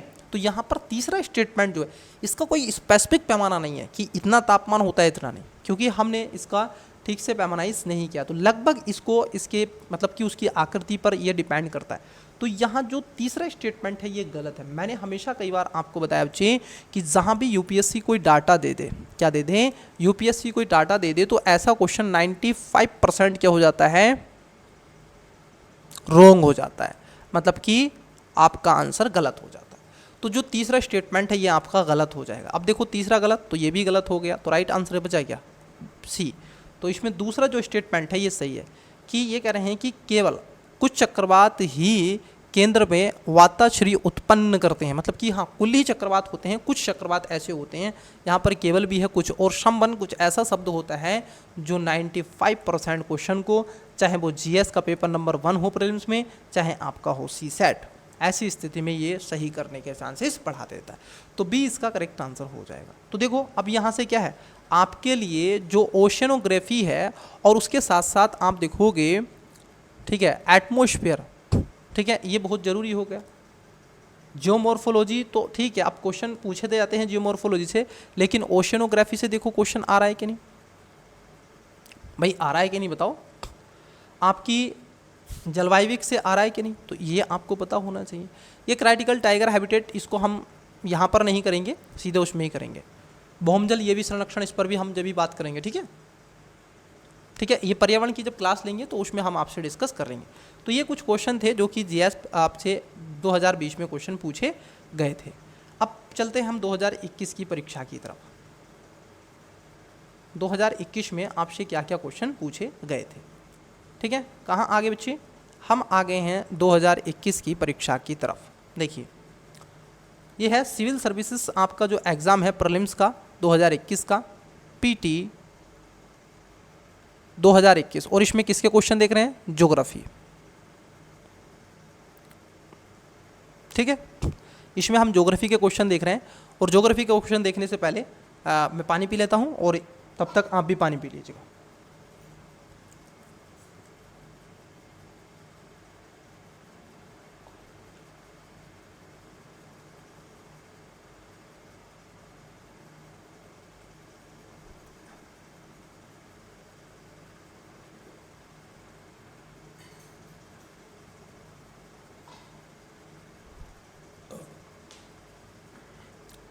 चलिए तो देखते हैं 2021 में कितने क्वेश्चन आपके पूछे गए थे ज्योग्राफी से। ठीक है,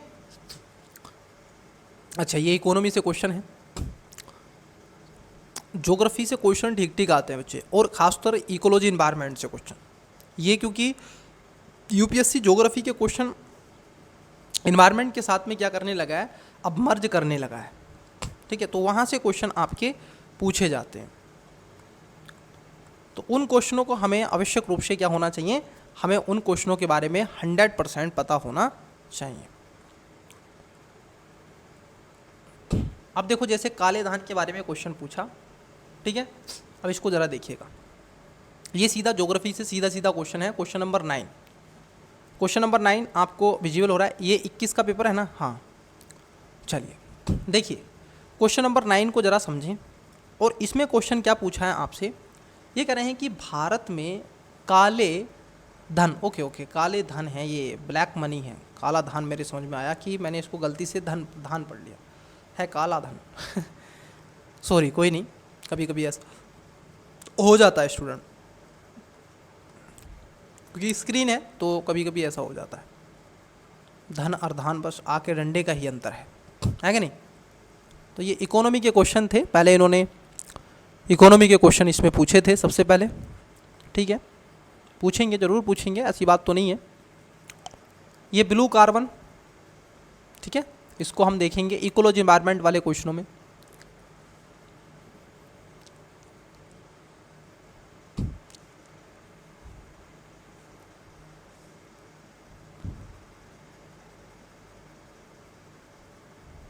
ये सब पर्यावरण से रिलेटेड क्वेश्चन है।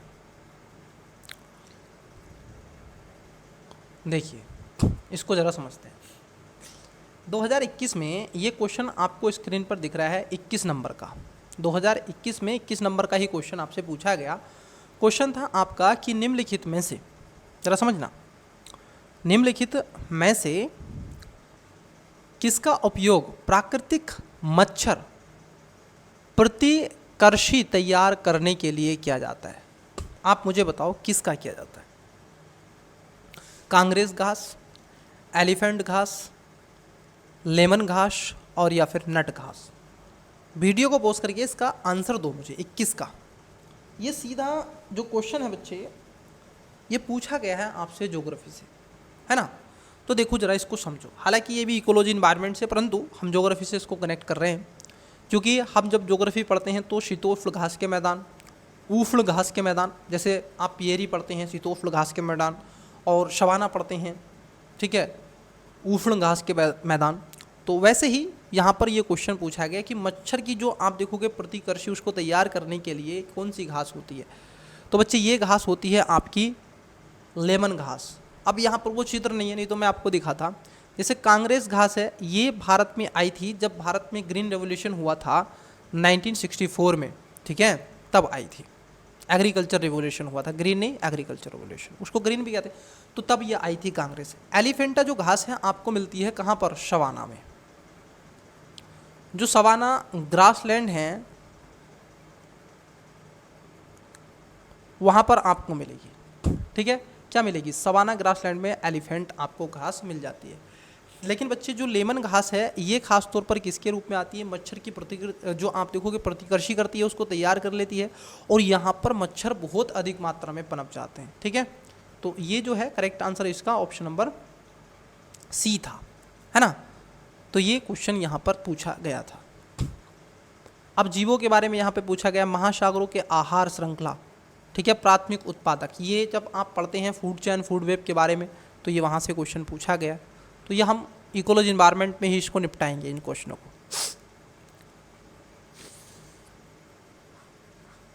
फटाफट हम सीधे ज्योग्राफी के प्योर क्वेश्चन जो ज्योग्राफी के उस पर ही हम आपसे चर्चा करेंगे। फिल्टर जो आपने फिडर पढ़ा होगा, ये भी ज्योग्राफी से ही है। ये भू रासायनिक चक्र जो होता है इसको आप दोनों जगह पढ़ते हैं, लेकिन इकोलॉजी इन्वायरमेंट का एक चक्र है, ठीक है, तो इसको हम वहाँ पे पढ़ेंगे। इससे जो अगली क्लास हम लेंगे ना ज्योग्राफी के बाद में, जो अगली क्लास लेंगे वो इकोलॉजी इन्वायरमेंट की लेंगे, सारे क्वेश्चन लेंगे। ये हिस्ट्री के क्वेश्चन है, यहाँ पे हिस्ट्री के क्वेश्चन है, ये हिस्ट्री के भी लेंगे बच्चे। देखो अगर आपने रिवीजन कर लिया ना तो आपके लिए क्लासें बहुत ज़रूरी हैं और बहुत अच्छी हैं, ठीक है, ऐसा मेरा पर्सनली अनुभव भी इस बात को कहता है, ठीक है। जितनी मेहनत मैं सच बता रहा हूँ कर रहा हूँ ना, जब मैं देता था एग्ज़ाम तो उस समय मैंने बहुत सर्च किया था यूट्यूब पर, कोई इस तरीके से सीरीज नहीं लेके आया। इकोनॉमी की मुझे क्लास ही नहीं मिली थी, बड़ी मुश्किल से मिली थी, मुश्किल से एक क्लास, और उसमें भी थोड़े से क्वेश्चन उन्होंने करवा दिए थे ख़त्म। टेस्ट सीरीज मुझे नहीं मिली थी, मैं आपको बता रहा हूँ, सच्चाई है ये जीवन की। और मैं देखो आपको फ्री में निःशुल्क में प्रोवाइड करवा रहा हूँ, है कि नहीं। तो वही है, व्यक्ति अच्छी चीज़ें करना बेटर समझता है। अब ये जो स्थायी कृषि है इसको देख लेते हैं। देखिए 51 नंबर का क्वेश्चन देखो बच्चे क्या है, देखो 51 नंबर का क्वेश्चन क्या कह रहा है आपसे। ये कह रहा है कि स्थायी कृषि मतलब कि परमाकल्चर पारंपरिक रासायनिक कृषि से किस तरह भिन्न है। जो रासायनिक कृषि होती है अब ये उससे किस प्रकार भिन्नता रूप में रखा गया है, उसकी बात यहाँ पर हो रही है। स्थायी कृषि एक धन्य कृषि पद्धति को हतोत्साहित करता है, किंतु पारंपरिक रासायनिक कृषि में एक धान्य कृषि पद्धति का प्रधानता है। पारंपरिक रासायनिक कृषि के कारण मृदा की लवणता में वृद्धि हो सकती है, किंतु इस तरह की परिघटना स्थायी कृषि में क्या है, दृष्टिगोचर नहीं होती। पारंपरिक रासायनिक कृषि अर्धशुष्क क्षेत्रों में आसानी से संभव है, किंतु अब देखो पारंपरिक जो रासायनिक कृषि होती है अर्धशुष्क क्षेत्रों में आसानी से संभव है, शब्द तो का उच्चारण देखो बेटा, किंतु ऐसे क्षेत्र में स्थायी कृषि इतनी आसानी से संभव नहीं है। पूछा गया है कि मल्च बनाने मतलब कि मल्चिंग की प्रथा स्थायी कृषि में काफ़ी महत्वपूर्ण है, किंतु पारंपरिक रासायनिक कृषि में ऐसी प्रथा आवश्यक नहीं है। अब आपको बताना है कि इसका करेक्ट आंसर क्या है, यहाँ पर आपको इसका करेक्ट आंसर देना है। बताइएगा, ये ऑप्शंस दिख रहे हैं, बताए। चलिए आपने इसका राइट आंसर दिया होगा। देखो स्थायी कृषि और उसके साथ साथ पारंपरिक रासायनिक कृषि। स्थायी कृषि को परमाकल्चर हम कहते हैं, खासतौर पर वह कृषि जो मैं कहूँगा जैविक खेती में से इसको रखा जाता है। तो यहाँ पर तीसरा जो क्वेश्चन है ना, तीसरा जो स्टेटमेंट है वो आपका 100% गलत है, मतलब कि ये गलत है। अब देखो जहाँ तीन है उसको कट करो, आंसर ए नहीं होगा, आंसर डी नहीं होगा, अब या तो आंसर सी होगा या फिर बी होगा। देखो चौथा जो है स्टेटमेंट 100% सही है कि जो मल्चिंग की प्रथा स्थायी कृषि में काफ़ी महत्वपूर्ण है, किंतु पारंपरिक रासायनिक कृषि में इस प्रथा की आवश्यकता नहीं होती है, ठीक है। क्योंकि मल्चिंग कहाँ पर होगा, जब आप जैविक एग्रीकल्चर एक्टिविटीज़ करोगे तो वहाँ पर मल्चिंग आप करते हैं, ठीक है। तो चौथा तो सही है। अब वहीं अगर हम देखें जो दूसरा स्टेटमेंट है ये भी सही है कि पारंपरिक जो रासायनिक कृषि के कारण मृदा की लवणता में वृद्धि होती है। आप क्या है लगातार फर्टिलाइजर यूज कर रहे हैं, उसके साथ साथ उसमें पानी नहीं भरते, उसमें आप तालाब भर देते हैं, मतलब कि इतना पानी भर देते हैं एक साथ, उसमें कोई पैटर्न ही नहीं है एग्रीकल्चर का। भी एक रिपोर्ट आई थी तो उसने इस बात को जुझारू रूप से बताया कि भारत में जो ग्राउंड वाटर लेवल है लगातार कम हो रहा है, और उसके साथ साथ भारत की स्थिति बड़ी ही डेंजर है, और 80% के आसपास हम जो पानी है ना वो लगभग 80% के आसपास हम एग्रीकल्चर सेक्टर में ही क्या कर रहे हैं, यूज कर रहे हैं। ज़रा सोचिएगा, एग्रीकल्चर सेक्टर में 70 से 80% हमारा जल इसी में जा रहा है, कृषि में। तो देखिएगा, वो भारत को कृषि प्रधान राष्ट्र इसलिए नहीं कहा जाता है, यहाँ पर नदी प्रधान राष्ट्र भी कहा जाता है। तो दूसरा भी एकदम सही है, ठीक है, किंतु इस तरह की स्थायी में आप देखोगे दृष्टिगोचर ये नहीं होता है। तो रासायनिक क्योंकि हम उन खाद का इस्तेमाल ही नहीं करते, तो यहाँ पर राइट आंसर हो जाएगा ऑप्शन नंबर आपका बी, पहला, दूसरा और चौथा। पहला भी सही है, ठीक है। चलिए उसके बाद पूछा गया आपसे ये क्वेश्चन, ठीक है, ताड़ मतलब कि पाम ऑयल। आपने ग्रेडिबल ऑयल के बारे में बात सुना होगा। ग्रेडिबल ऑयल जिसको खाने वाला जो आप ऑयल होता है आप खाते हैं, ठीक है, सब्जी में वेजिटेबल जिसकी आपकी सब्जी बनी हुई खाते हैं, तो उसके बारे में पूछा गया। अब देखिए इसके बारे में आपसे कह रहे हैं कि ये जो ताड़ का तेल है मतलब कि जो पाम ऑयल के संदर्भ में कथनों पर विचार करें। अब कई बार ऐसा स्पीसीज, ऐसा एक आप देखोगे प्लांट आपसे पूछ लेगा, कुछ इस तरीके से पूछता है यूपीएससी। ये एक ऐसा क्वेश्चन है, इसको आप क्या करेंगे एग्रीकल्चर वाले क्षेत्र से, हालांकि इसको इकोलॉजी एनवायरनमेंट में ये करंट अफेयर से क्वेश्चन है पहली बात तो, ठीक है, ये करंट अफेयर से क्वेश्चन है। ये कह रहे हैं ताड़ के तेल वृक्ष दक्षिण पूर्व एशिया में प्राकृतिक रूप से पाए जाते हैं। इन्होंने कहा दक्षिण पूर्व एशिया। अब कई बार आप कहोगे सर इंडोनेशिया में आप देखोगे पाम ऑयल बहुत होता है, मलेशिया में होता है, ठीक है, इंडोनेशिया में होता है, मलेशिया में होता है, और यहाँ पर कई ऐसे कंट्री हैं उनमें होता है। तो आई थिंक शायद कि ये इसी क्षेत्र में होता हो। तो आप कई बार क्या करते हैं तुक्का भी लगाते हैं, तो गलत लगा देते हैं। जबकि मैं आपको बताना चाहता है कि ये एशिया का नहीं है प्राकृतिक रूप से, ये खासतौर पर आप देखोगे साउथ अमेरिका वाले क्षेत्रों में ये आपको मिलेगा, और अफ्रीका, हालांकि पूरे विश्व भर में इसके पौधे मिलते हैं, जो कि ये जो इक्वेटर वाला क्षेत्र है जहाँ पर बरसात ज़्यादा होती है, इस क्षेत्र में ये आपको मिलता है, लेकिन ये प्राकृतिक रूप से यहाँ पर नहीं पाया जाता है, ठीक है। इसको बाद में ये जो, ठीक है, यूरोप थे, इस क्षेत्र में अंग्रेज़ों का गुलाम ये रहा है, यूरोप वासियों की सत्ताएं रही हैं। तो पहला स्टेटमेंट इसमें गलत है, जहां एक गलत आंसर आपको मिल जाना चाहिए था, आंसर ऑप्शन नंबर बी हो जाना चाहिए था 2 और 3। क्यों? क्योंकि ताड़ के तेल लिपस्टिक और इत्र बनाने में कुछ उद्योगों के कच्चा माल के रूप में काम करते हैं, जो हमारे देश या फिर विश्व भर की जो वुमेन होती हैं उसमें जो लिपस्टिक वो यूज करती हैं, तो ठीक है, उसको बनाने में इसका इस्तेमाल होता है। इत्र जो परफ्यूम बड़े शौक के साथ में हम लगाते हैं, तो वो आप देखोगे पाम के ऑयल से बनाया जाता है, और उसमें कई ऐसे ब्रांड होते हैं, अलग अलग चीज़ें भी उसमें मिलाई जाती हैं। ताड़ के तेल का उपयोग जैव डीजल के उत्पादन में भी किया जा सकता है। बिल्कुल खाने में तो होता ही है, लेकिन खासतौर पर आप देखोगे डीजल के उत्पादन में भी होता है। भारत सरकार ने 2000 आप देखोगे इसको 22 में भारत सरकार ने 2022 में पाम ऑयल को लेकर के प्रोग्राम भी लेकर के आई, और इसकी खेती के करने के लिए विकल्प भी किए। ये खासतौर पर भारत में कुछ सीमित क्षेत्रों में की जाती है, अंडमान निकोबार वाले क्षेत्र में, जहाँ पर जो बरसात है, अगर वर्षा जहाँ पर ज़्यादा होगी वहाँ पर आप क्या कर सकते हैं, जो पाम ऑयल है, ताड़ का तेल है, इसकी खेती की जा सकती है। तो इसको एक तरीके से आप देखोगे भारत के क्षेत्र में उत्पादन किया जा रहा है। कुछ क्षेत्रों में जैसे आंध्र प्रदेश है, और कुछ रीजन आप देखोगे ये आपका अंडमान निकोबार का क्षेत्र है, थोड़ा तमिलनाडु, तो ऐसे क्षेत्रों में, इन क्षेत्रों में जहाँ पर बरसात ज़्यादा हो उन क्षेत्रों में किया जा रहा है। तो बी इसका राइट आंसर होगा, दूसरा और तीसरा। और भी क्वेश्चन पूछे गए, जैसे ये क्वेश्चन पूछा गया था रिवर सिस्टम से। अब इस क्वेश्चन पे कई बार क्या था, विवाद हुआ था, कई कोचिंग माफियों ने इसका क्वेश्चन गलत बताया, कई ने अलग बताया, ठीक है, सबने अलग अलग दृष्टिकोण से इसका आंसर दिया। अब यूपीएससी कुछ और ही सोच के बैठा। क्वेश्चन था ये आपका रिवर सिस्टम से। रिवर सिस्टम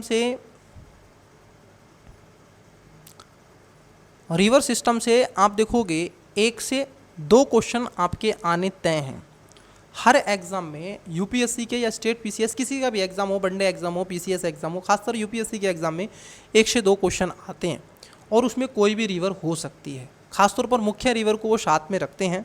अगर ट्रिब्यूटरी पूछेगा तो 2 क्वेश्चन फिर बनेंगे, और मुख्य रिवर से पूछेगा तो फिर 1 क्वेश्चन ही बनेगा।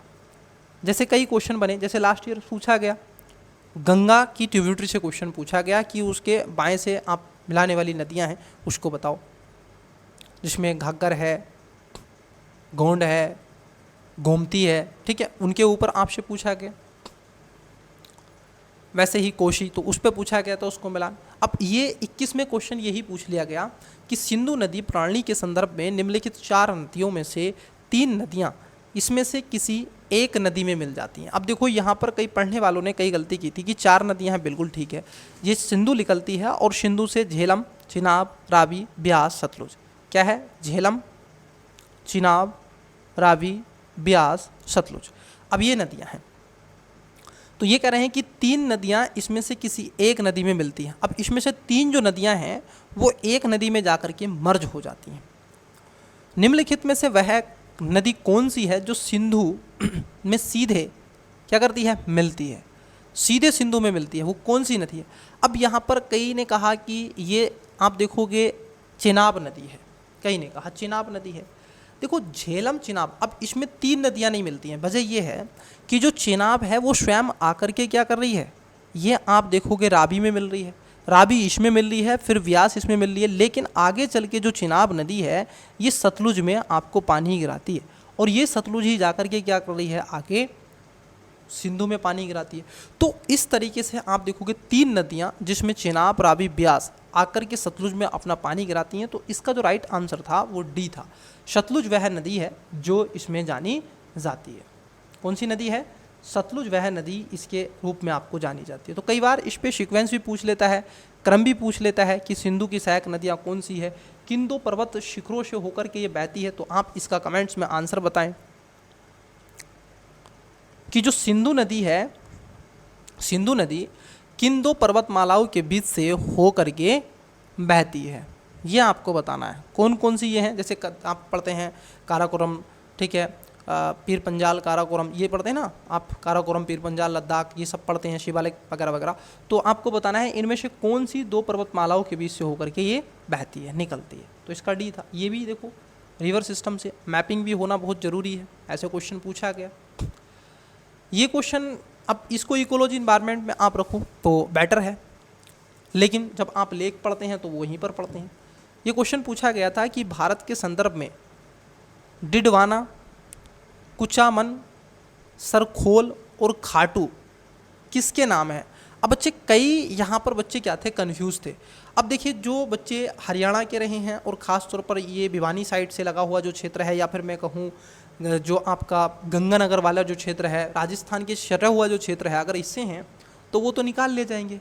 और जो बच्चे राजस्थान के हैं उनके लिए तो ये एक तरीके से मैं कहूँगा कि एकदम फूल है, फूल ये क्वेश्चन, क्योंकि भाई अब उन्होंने पीसीएस की तैयारी की होगी या फिर वनडे एग्ज़ाम की तैयारी की होगी, स्टेट की या उधर पुलिस की, जो भी वगैरह, तो उन्होंने यहाँ पर लेख पढ़ी होंगी, कई बार मल्टीपल तरीके से सुनी होंगी, पढ़ी होंगी, ठीक है।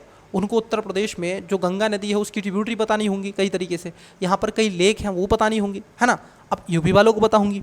तो ऐसी ही चीज़ें क्या हैं वो स्टेट वाइज पता होती हैं, तो कई बार इनको फ़ायदा हो जाता है। लेकिन अब इसमें जब मैंने इसको एनालाइज किया फर्स्ट टाइम जब मैंने ये देखा था, ठीक है, और ये मैंने 2022 में भी देखा था, ठीक है, बहुत अच्छे से ऑब्जर्व किया था। तो यहाँ पर मुझे ये नहीं पता चला था कि जो आप देखोगे डिडवाना, कुचा नाम, जो कुचा मन, सरगोल, ये मुझे नहीं पता चला था ये क्या है। लेकिन जैसे ही नाम आया खाटू तो खट से दिमाग में क्लिक किया, खाटू। खाटू एक मेला लगता है बच्चे, और ये मेला लगता है कहाँ पर? राजस्थान। खाटू, खाटू श्याम के नाम से मेरे याद है। तो ये क्या है? मैंने कहा ये खाटू की बात हो रही है तो राजस्थान में हिमनद तो होगा नहीं, पहली बात, हिमनद तो होगा ही नहीं, पहली बात तो ये सत्य है। दूसरा, राजस्थान में मैंग्रोव कहाँ से आ गए, ये भी नहीं है। तो 2 तो मैंने ऐसे ही कट कर दिए। फिर आता है रामसर क्षेत्र। मैंने कहा खाटू रामसर क्षेत्र कब बन गया, तो मैंने कहा ये तो लवण झील की बात हो रही है, अगर राजस्थान में है तो ऐसी लवणीय झील हैं, ठीक है, तो राजस्थान में है तो लवण, ये सब क्या है, ये सब लवणीय झील है बच्चे, ठीक है, सब में क्या है, लवण झील आपको देखने को मिलती है। खारा, ठीक है, खारा आपका पानी है इनका झीलों का, तो ये खारी झील है। अच्छा बताइएगा राजस्थान की सबसे बड़ी खारे पानी की झील कौन सी है, कमेंट्स में आप बता सकते हैं। अब देखो जैसे ही सिंधु से क्वेश्चन पूछा, झट से आपके माइंड से कहा ठीक है चलो और क्वेश्चन पूछ लेते हैं। तो 55 नंबर देखो, 55 नंबर का क्वेश्चन देखो, यूपीएससी क्वेश्चन पूछता है बच्चे, ठीक है, डायरेक्ट क्वेश्चन पूछता है। अब इसमें कुछ करना ही नहीं था आपको। ये कह रहे हैं आपसे कि उपयुक्त में से कौन सी नदियाँ पूर्वी घाट से निकलती है। कहाँ से निकलती हैं, समझ में आ रहा है कि नहीं? पूर्वी घाट, कुछ समझे? पूर्वी घाट देखो ये कौन सा है, यह है आपका पश्चिमी घाट, यह है पश्चिमी घाट, और यह है आपका इधर पूर्वी घाट। क्लियर? अब मुझे जरा बताइएगा,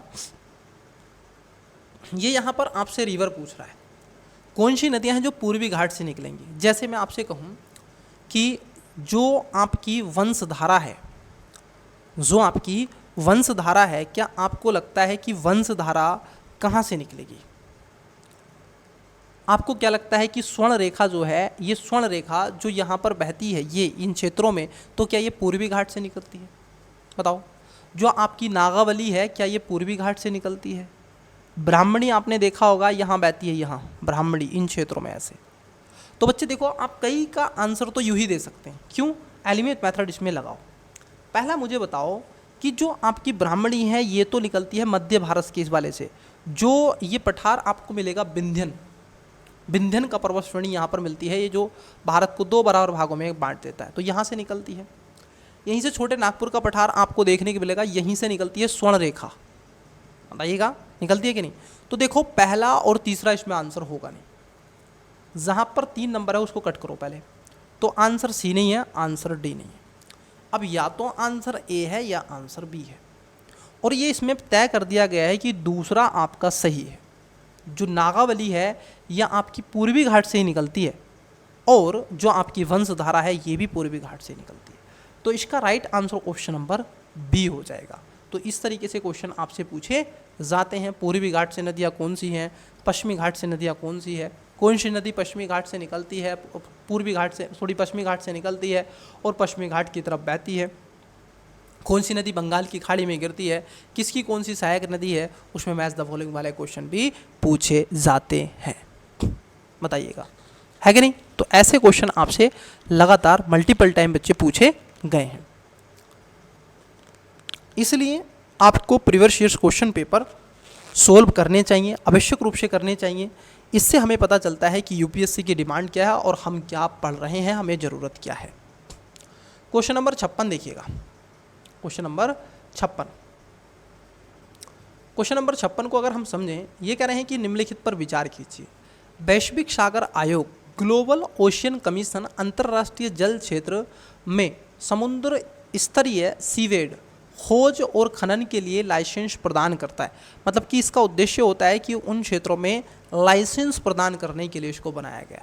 क्या ये करता है? तो आप कहोगे नहीं, ये कब से लाइसेंस प्रदान करने लगा? तो आप कहोगे देखो जहाँ पर एक है उसको कट करो, आंसर ऑटोमेटिकली मिल जाएगा। तो मतलब कि ये आंसर ए नहीं है, आंसर सी नहीं है, आंसर डी, क्योंकि यहाँ पर एक है। तो करेक्ट आंसर क्या है? Option number B. Got it, कुछ था ही नहीं इसमें।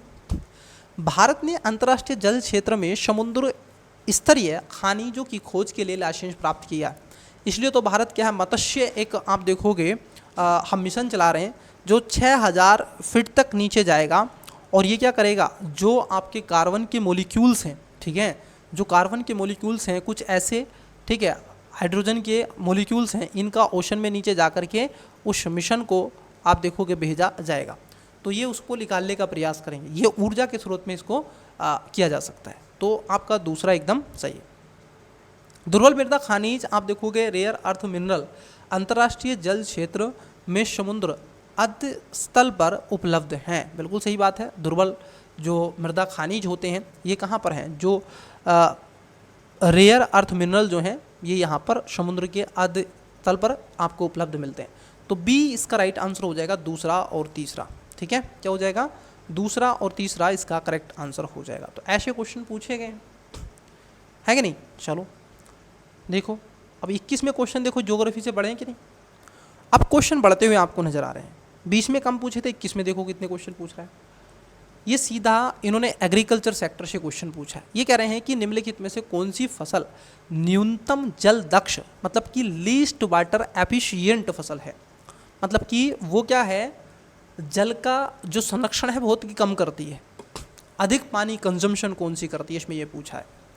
कई बच्चों ने इसका गलत आंसर मार दिया था। उन्होंने कहा अच्छा ये कह रहे हैं लीस्ट वाटर एफिशिएंट, मतलब कि कम से कम पानी को कौन सी फसल ऑब्जर्व करती है, किसको कम पानी की जरूरत होती है, वो उल्टा समझ के। ठीक है, न्यूनतम जल दक्ष है, जल का संरक्षण कौन सी कम करती है।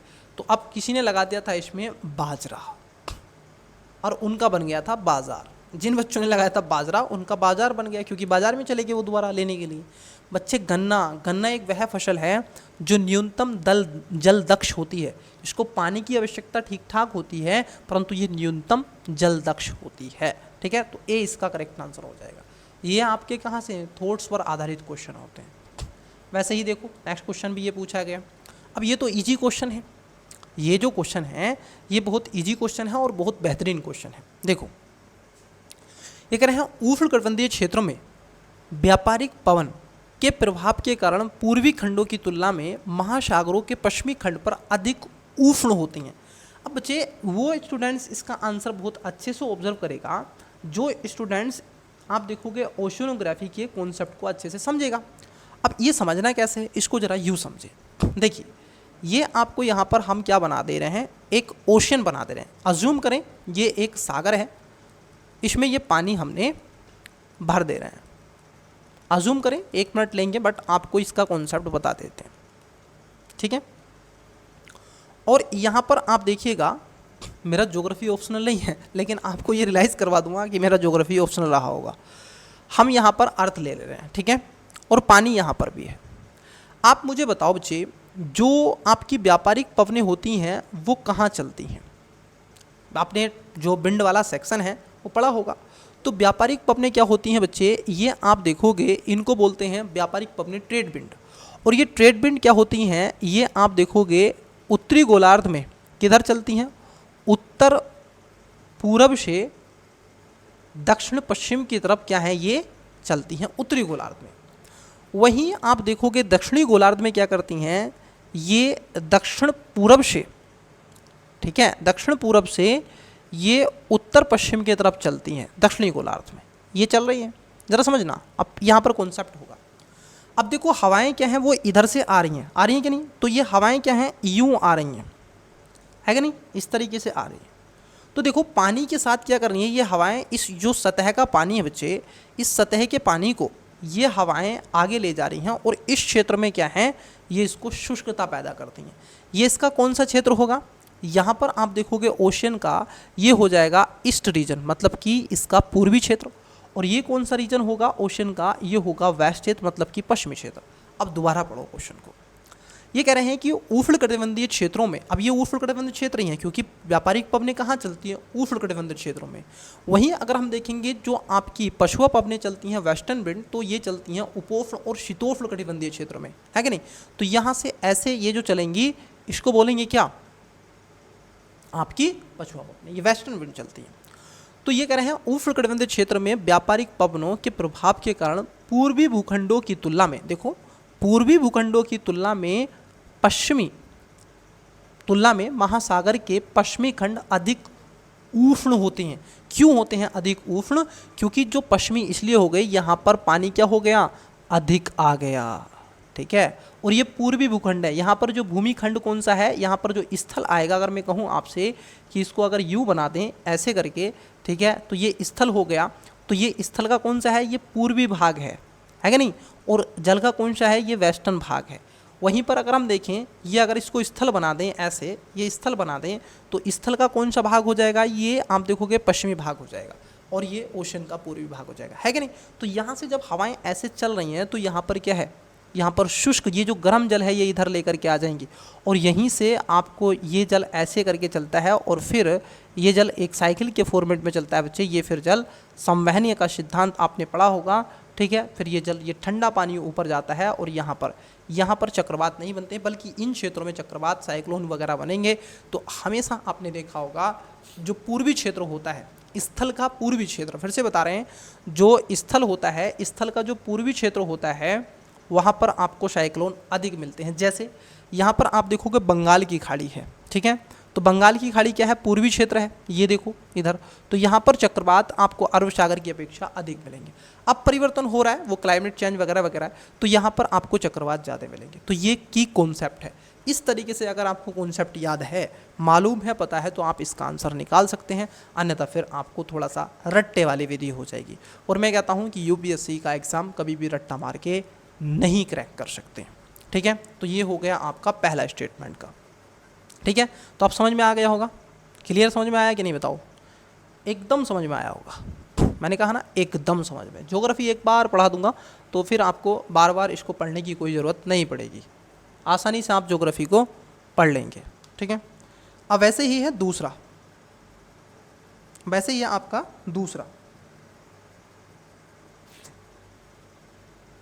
दूसरे में कह रहे हैं कि शीतोष्ण जो क्षेत्र में पश्चिमी पवन, आप देखोगे पश्चिमी, इसका उल्टा हो जाएगा, पश्चिमी, आप देखोगे पश्चिमी पवन पश्चिमी खंडों की तुलना में महासागर के पूर्वी खंडों में अधिक उष्ण बनाता है। बिल्कुल सही बात है, ठीक है, दोनों बातें यहाँ पर सही हैं। दोनों बातें सही हैं बच्चे, पहला भी सही है दूसरा भी सही है, ठीक है। तो राइट आंसर क्या है, सी इसका करेक्ट आंसर था। बताओ यहाँ तक कोई दिक्कत, कोई समस्या, कोई दुख दर्द? और क्वेश्चन क्या पूछा गया था?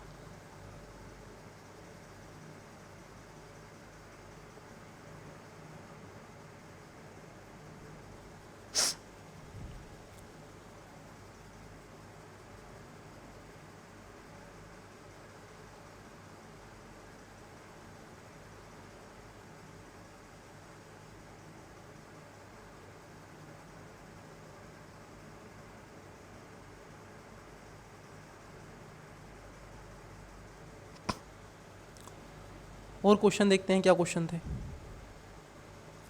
ये बायोमास से क्वेश्चन था, बायोम से, ये जलवायु वाले क्वेश्चन से था। और देखते हैं क्या क्वेश्चन आपसे पूछेंगे। सवाना वनस्पति पर क्वेश्चन पूछा गया ये।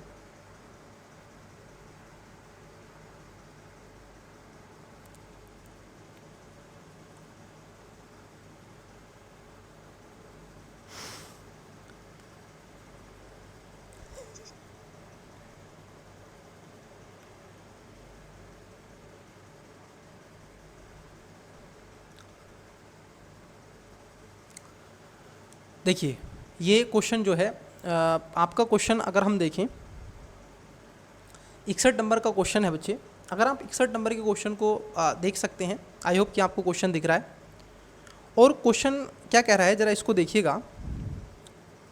जब आप सवाना वनस्पति के बारे में अभी आपसे चर्चा कर रहा था, ठीक है, सवाना वनस्पति को लेकर के, तो उसी से क्वेश्चन आपसे ये पूछा गया है, ठीक है।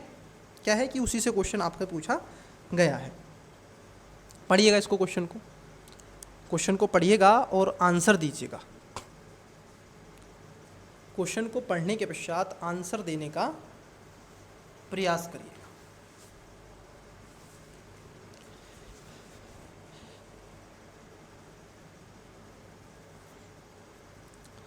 देखिए क्वेश्चन क्या है।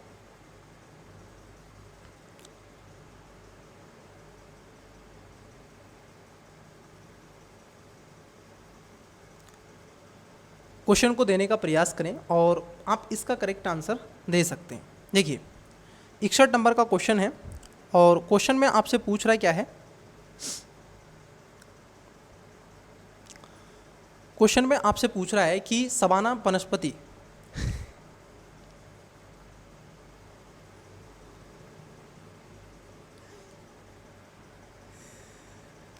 सवाना की वनस्पति के बिखरे हुए छोटे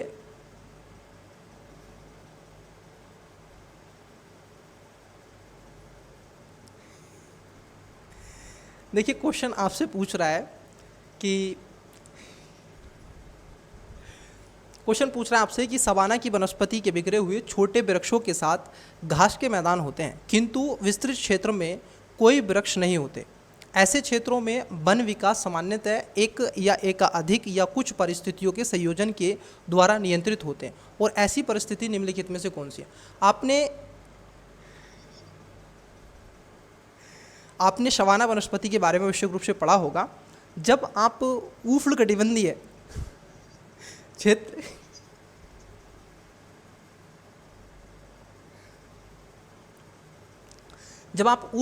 क्षेत्र के बारे में पढ़ते हैं, ठीक है, और जब आप ग्रासलैंड के बारे में पढ़ते हैं तो वहाँ से ये देखने के लिए आपको मिलेगा। तो वहाँ के, हालांकि ये क्वेश्चन ज्योग्राफी से नहीं है, ये क्वेश्चन इकोलॉजी एनवायरनमेंट से, क्योंकि वहाँ की परिस्थितियों के बारे में क्वेश्चन पूछ रहा है, ठीक है। अब देखो अगर हम देखें तो ये कह रहे हैं कि बिलकारी प्राणी, मतलब कि वहाँ पर आपको जो बिलकारी प्राणी देखने के मिलेंगे। हालांकि वहाँ पर कुछ ऐसे जो रैट की प्रजाति कुछ मिलती हैं, लेकिन दीमक वगैरह वहाँ पर आपको नहीं मिलती है। क्यों? क्योंकि इन क्षेत्रों में आपने देखा होगा आग जली की समस्याएं आपको मिलती हैं। सवाना क्षेत्रों में ग्रासलैंड ज़्यादातर होते हैं, बड़ी एलिफेंट आपको घास यहाँ पर देखने के लिए मिलती है, ठीक है। तो इससे यहाँ पर जो ऐसे स्पीसीज होते हैं वो पनप नहीं पाते हैं, ठीक है। तो दीमक वगैरह तो ये देखने के लिए यहाँ पर आपको नहीं मिलेगी। तो पहला स्टेटमेंट गलत हो जाएगा। जब पहला स्टेटमेंट गलत हो जाएगा, अगर एलिमेंट मेथड देखें तो पहला ए ऑप्शंस नहीं होगा और डी ऑप्शंस नहीं होगा, ठीक है। अब देखो जरा आप ऑप्शंस को ऑब्जर्व करें तो ये कह रहे हैं कि चौथा स्टेटमेंट बी में भी दे के रखा है और डी में भी दे के रखा है। मतलब कि आंसर या तो अब आपका बी होना चाहिए, सी होना चाहिए। क्या आगजनी की समस्या यहाँ पर होती है? जी हाँ, आग आपको सवाना क्षेत्र में देखने के लिए मिलेगी। तो देखो जैसे हमने देखा कि दूसरा स्टेटमेंट सही है, तो आंसर आपका निकल के आ जाएगा कि आप देखोगे सी इसका करेक्ट आंसर हो जाएगा। अब मुझे नहीं पता कि तीसरा स्टेटमेंट सही है कि नहीं, यहाँ पर मौसमी वर्षा होती है कि नहीं, लेकिन मैं इस बात का दावा जरूर कर सकता हूँ कि यहाँ पर आगजनी की समस्याएं आपको देखने को मिलती है, आगजनी आपको यहाँ पर देखने के लिए मिल जाएगी। तो यहाँ पर जो दूसरा स्टेटमेंट है वो सही है, तो तीसरा भी सही है और चौथा भी सही है। यह है मृदा के गुण, ऐसा नहीं है यहाँ पर मृदा के गुण कोई स्पेसिफिक नहीं होते हैं, जबकि अगर आप देखोगे यहाँ पर अग्नि, यहाँ पर चरने वाले जो तृण जो आप देखोगे हर्बीवोरस होते हैं वो, और मौसमी वर्षा, तो सी इसका करेक्ट आंसर हो जाएगा। ठीक है, सवाना कहाँ पर मिलता है ये ग्रासलैंड, कमेंट्स में इसका आंसर बताइएगा कि ये जो ग्रासलैंड है, जो सवाना है, सवाना जो आपका घास के मैदान है, घास के मैदान किस देश में पाए जाते हैं, यह आपको कमेंट्स करके बताना है। ठीक है, सवाना घास के मैदान किस देश में पाए जाते हैं, इसको कमेंट्स में आप बताइएगा बच्चे, तो ये इसका राइट आंसर हो जाएगा। चलिए, ऐसा ही क्वेश्चन, एक क्वेश्चन पूछा गया आपसे, बहुत अच्छा क्वेश्चन है, और ये क्वेश्चन खास तौर पर आप देखोगे झीलों के बारे में ये क्वेश्चन पूछ रहा है। किसके बारे में क्वेश्चन पूछा गया है, ये पृथ्वी ग्रह को लेकर के क्वेश्चन पूछा गया था, झीलों को लेकर के ये क्वेश्चन पूछा गया। 62 नंबर का क्वेश्चन अगर हम देखें तो ये कह रहे हैं आपसे, क्या कह रहे हैं, ये कह रहे हैं कि आपसे पृथ्वी ग्रह पर जल के संदर्भ में निम्नलिखित कथनों पर विचार करें। अब पहली बात तो ये जो क्वेश्चन पूछा गया है ये डायरेक्ट आप अगर क्लास 7th की एनसीईआरटी पढ़ते हैं, अगर आप क्लास 7th की एनसीईआरटी पढ़ते हैं और वहाँ पर जब ओशनोग्राफी पढ़ोगे तो वाटर वाला सेक्शन एक चैप्टर दे के रखा है, उसमें से ये डायरेक्ट क्वेश्चन 2021 में पूछा गया था, क्योंकि पृथ्वी ग्रह पर जो जल है उसके बारे में आपसे पूछा गया। अब जल आपको 3 फॉर्मेट में मिलता है, आपको लिक्विड में मिलता है, गैसेस फॉर्मेट में मिलता है और सॉलिड में मिलता है। ठीक है, अब जरा देखिएगा इसमें 2 स्टेटमेंट थे और क्वेश्चन कैसा पूछा है। ये कह रहे हैं आपसे कि नदियों और झीलों में जल की मात्रा भूजल की मात्रा से अधिक है। जो रिवर हैं और उसके साथ साथ जो नदियां हैं और जो भूमि का जल है, भूमि का जल कम है अपेक्षा करके इसके नदियों के, क्या ऐसा आपका सही है? तो ये हो जाएगा गलत। क्यों? क्योंकि रिवर में कितना पानी आप समझ सकते हैं, अगर हाँ इसमें ग्लेशियर होता तो हम इसको मान लेते, क्योंकि ग्लेशियर पे ये बहुत ज़्यादा आपको पानी जो है ये सॉलिड फॉर्मेट में मिल जाएगा। लेकिन भूमि का जल आप देखोगे झीलों पे, झीलें कितनी सी हैं, छोटी सी, तो भूमि में आपको एक्वाफेयर बहुत बहुत बड़े हैं और बहुत बहुत छोटे भी हैं। एक्वाफेयर जो हैं जिसमें पानी के ये एक जलकुंड आप कह सकते हैं मिट्टी के अंदर, ठीक है, तो जिससे हम पानी पीते हैं। ठीक है, तो आप देखोगे पहला जो स्टेटमेंट है ये गलत है। ठीक है, ध्रुवीय हिमछद और हिमनदों में जल की मात्रा भूजल की मात्रा से अधिक है, ये बात एकदम सही है। तो आप देखोगे दूसरा स्टेटमेंट इसमें राइट हो जाएगा और पहला स्टेटमेंट इसमें गलत हो जाएगा। पूछा है कौन सा सही है, तो बी इसका राइट आंसर हो जाएगा। ठीक है, एक्वाफेयर के बारे में आप एक बार अच्छे से पढ़ लीजिएगा। ठीक है, तो यहाँ पर इसका राइट आंसर क्या है, बी है। चलिए, तो एक क्वेश्चन ये पूछा गया था, और देखते हैं कोई और क्वेश्चन होगा तो उसको भी लेंगे।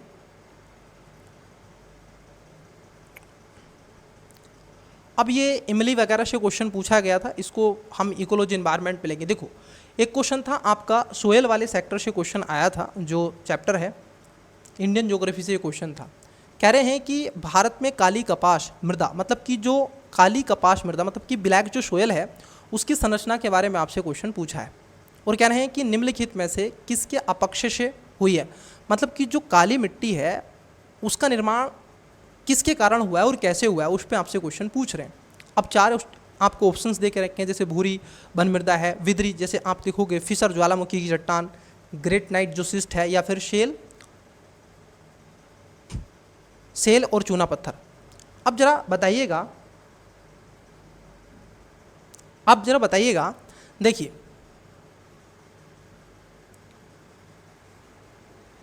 बताइएगा इसका राइट आंसर।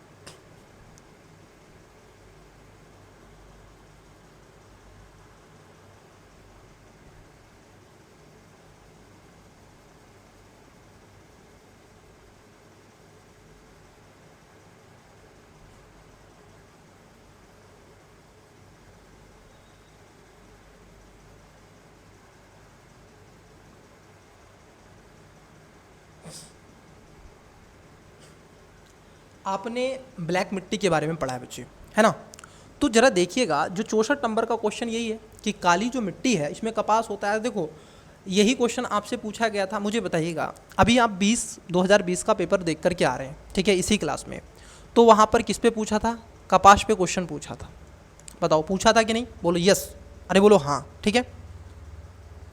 अब आपसे कपास काली मिट्टी पर क्वेश्चन पूछ लिया, तो काली जो मिट्टी है भारत में, अगर आप भारत के मैप को थोड़ा बहुत भी जानते हैं तो यहाँ पर आपको काली मिट्टी इन क्षेत्रों में आपको मिलती है, ठीक है, इन क्षेत्रों में आपको काली मिट्टी मिलती है और ये बनती है ज्वालामुखी चट्टान से। जो आपका दक्कन का प्लेटू है उसके अपक्षय अपरदन से ये बनी है, उसके अपक्षय अपरदन से बच्ची ये ब्लैक सोयल का निर्माण हुआ है। विदरी जो आपका फिसर है ज्वालामुखी चट्टान से इसको बना है।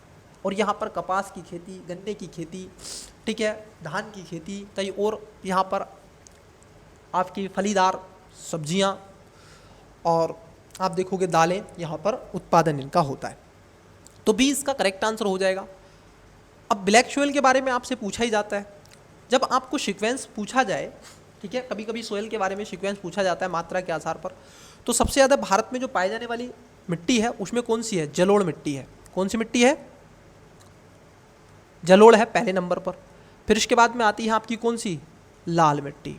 फिर उसके बाद में आती है काली मिट्टी, ठीक है। तो ये इस तरीके से तीनों मिट्टी का सीक्वेंस पता होना चाहिए। आपको कमेंट्स में बताना है कि काली मिट्टी, काली मिट्टी का रंग क्यों काला होता है, ये आपको बताना है, क्यों इसका रंग काला होता है, ठीक है। तो इसका राइट आंसर क्या है? बी है। तो ऐसे क्वेश्चन तो आपको सोयल के बारे में पढ़ना चाहिए, बताइए पढ़ना चाहिए कि नहीं? बिल्कुल पढ़ना चाहिए। तो ऐसे क्वेश्चन आपसे पूछे जाते हैं। नेक्स्ट क्वेश्चन देखते हैं, और पूछे जाएंगे। तो ये वेक्टर वैक्सीन है, प्रेशर कुकर है, जीवाणु कवक, आनुवांशिक रोग हैं, है ना। तो ये सब हैं, बात करेंगे, इन पर भी आएंगे, इन क्वेश्चनों को भी लेंगे। जल की अन्य द्रव की अपेक्षा अधिक पदार्थों में घोल सकता है क्योंकि, ये तो सब इकोलॉजी बेस, सॉरी उससे क्वेश्चन है आपके, इकोलॉजी एनवायरनमेंट में रख तो सकते हैं, लेकिन ये क्वेश्चन आपके साइंस एंड टेक्स है। ट्राइक्लोजोन, जो आपके ट्राइक्लोसन विद्यमान होते हैं, सर्वाधिक संभावना है जिसके, ओके, ये सब वहीं से क्वेश्चन है। खगोलीय दूरियाँ, ठीक है। अच्छा, खगोलीय दूरियाँ, जो खगोलीय दूरियाँ प्रकाश वर्ष के बारे में क्वेश्चन है, चलिए इसको देख लेते हैं। आइए देखते हैं, खगोलीय दूरियों के बारे में क्वेश्चन है। Question number 76, 76 number.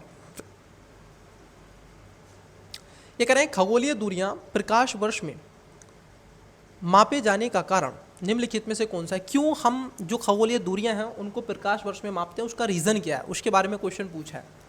ये बेसिकली अवेयरनेस पर आधारित है। अगर आप थोड़ा बहुत भी जानते हैं, अगर आपने जियोमॉर्फोलॉजी पढ़ा होगा, पृथ्वी की उत्पत्ति पढ़ी होगी, बिग बैंग थ्योरी आपने पढ़ी होगी, ठीक है, तो उस पर आपने ये देखा होगा, बताइएगा।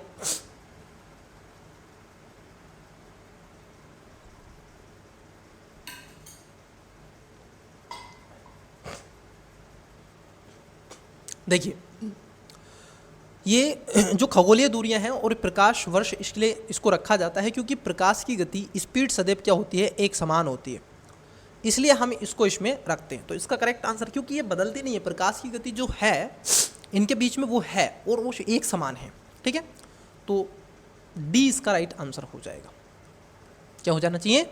डी इसका करेक्ट आंसर हो जाएगा। और देखते हैं कोई और क्वेश्चन होगा अगर तो हम उसको लेंगे। अच्छा, ये पॉलिटी से क्वेश्चन पूछ लिए हैं, देखते हैं और भी क्वेश्चन होंगे। तो हम 2 क्लासेस तो लेनेंगे, इस पे 2 क्लासेस का मेरा प्लान है कि 2 क्लासों में हम इसको कवर करेंगे। इकोलॉजी एनवायरनमेंट से क्वेश्चन बच्चे ज्योग्राफी में कन्वर्ट करके क्वेश्चन पूछे जाते हैं।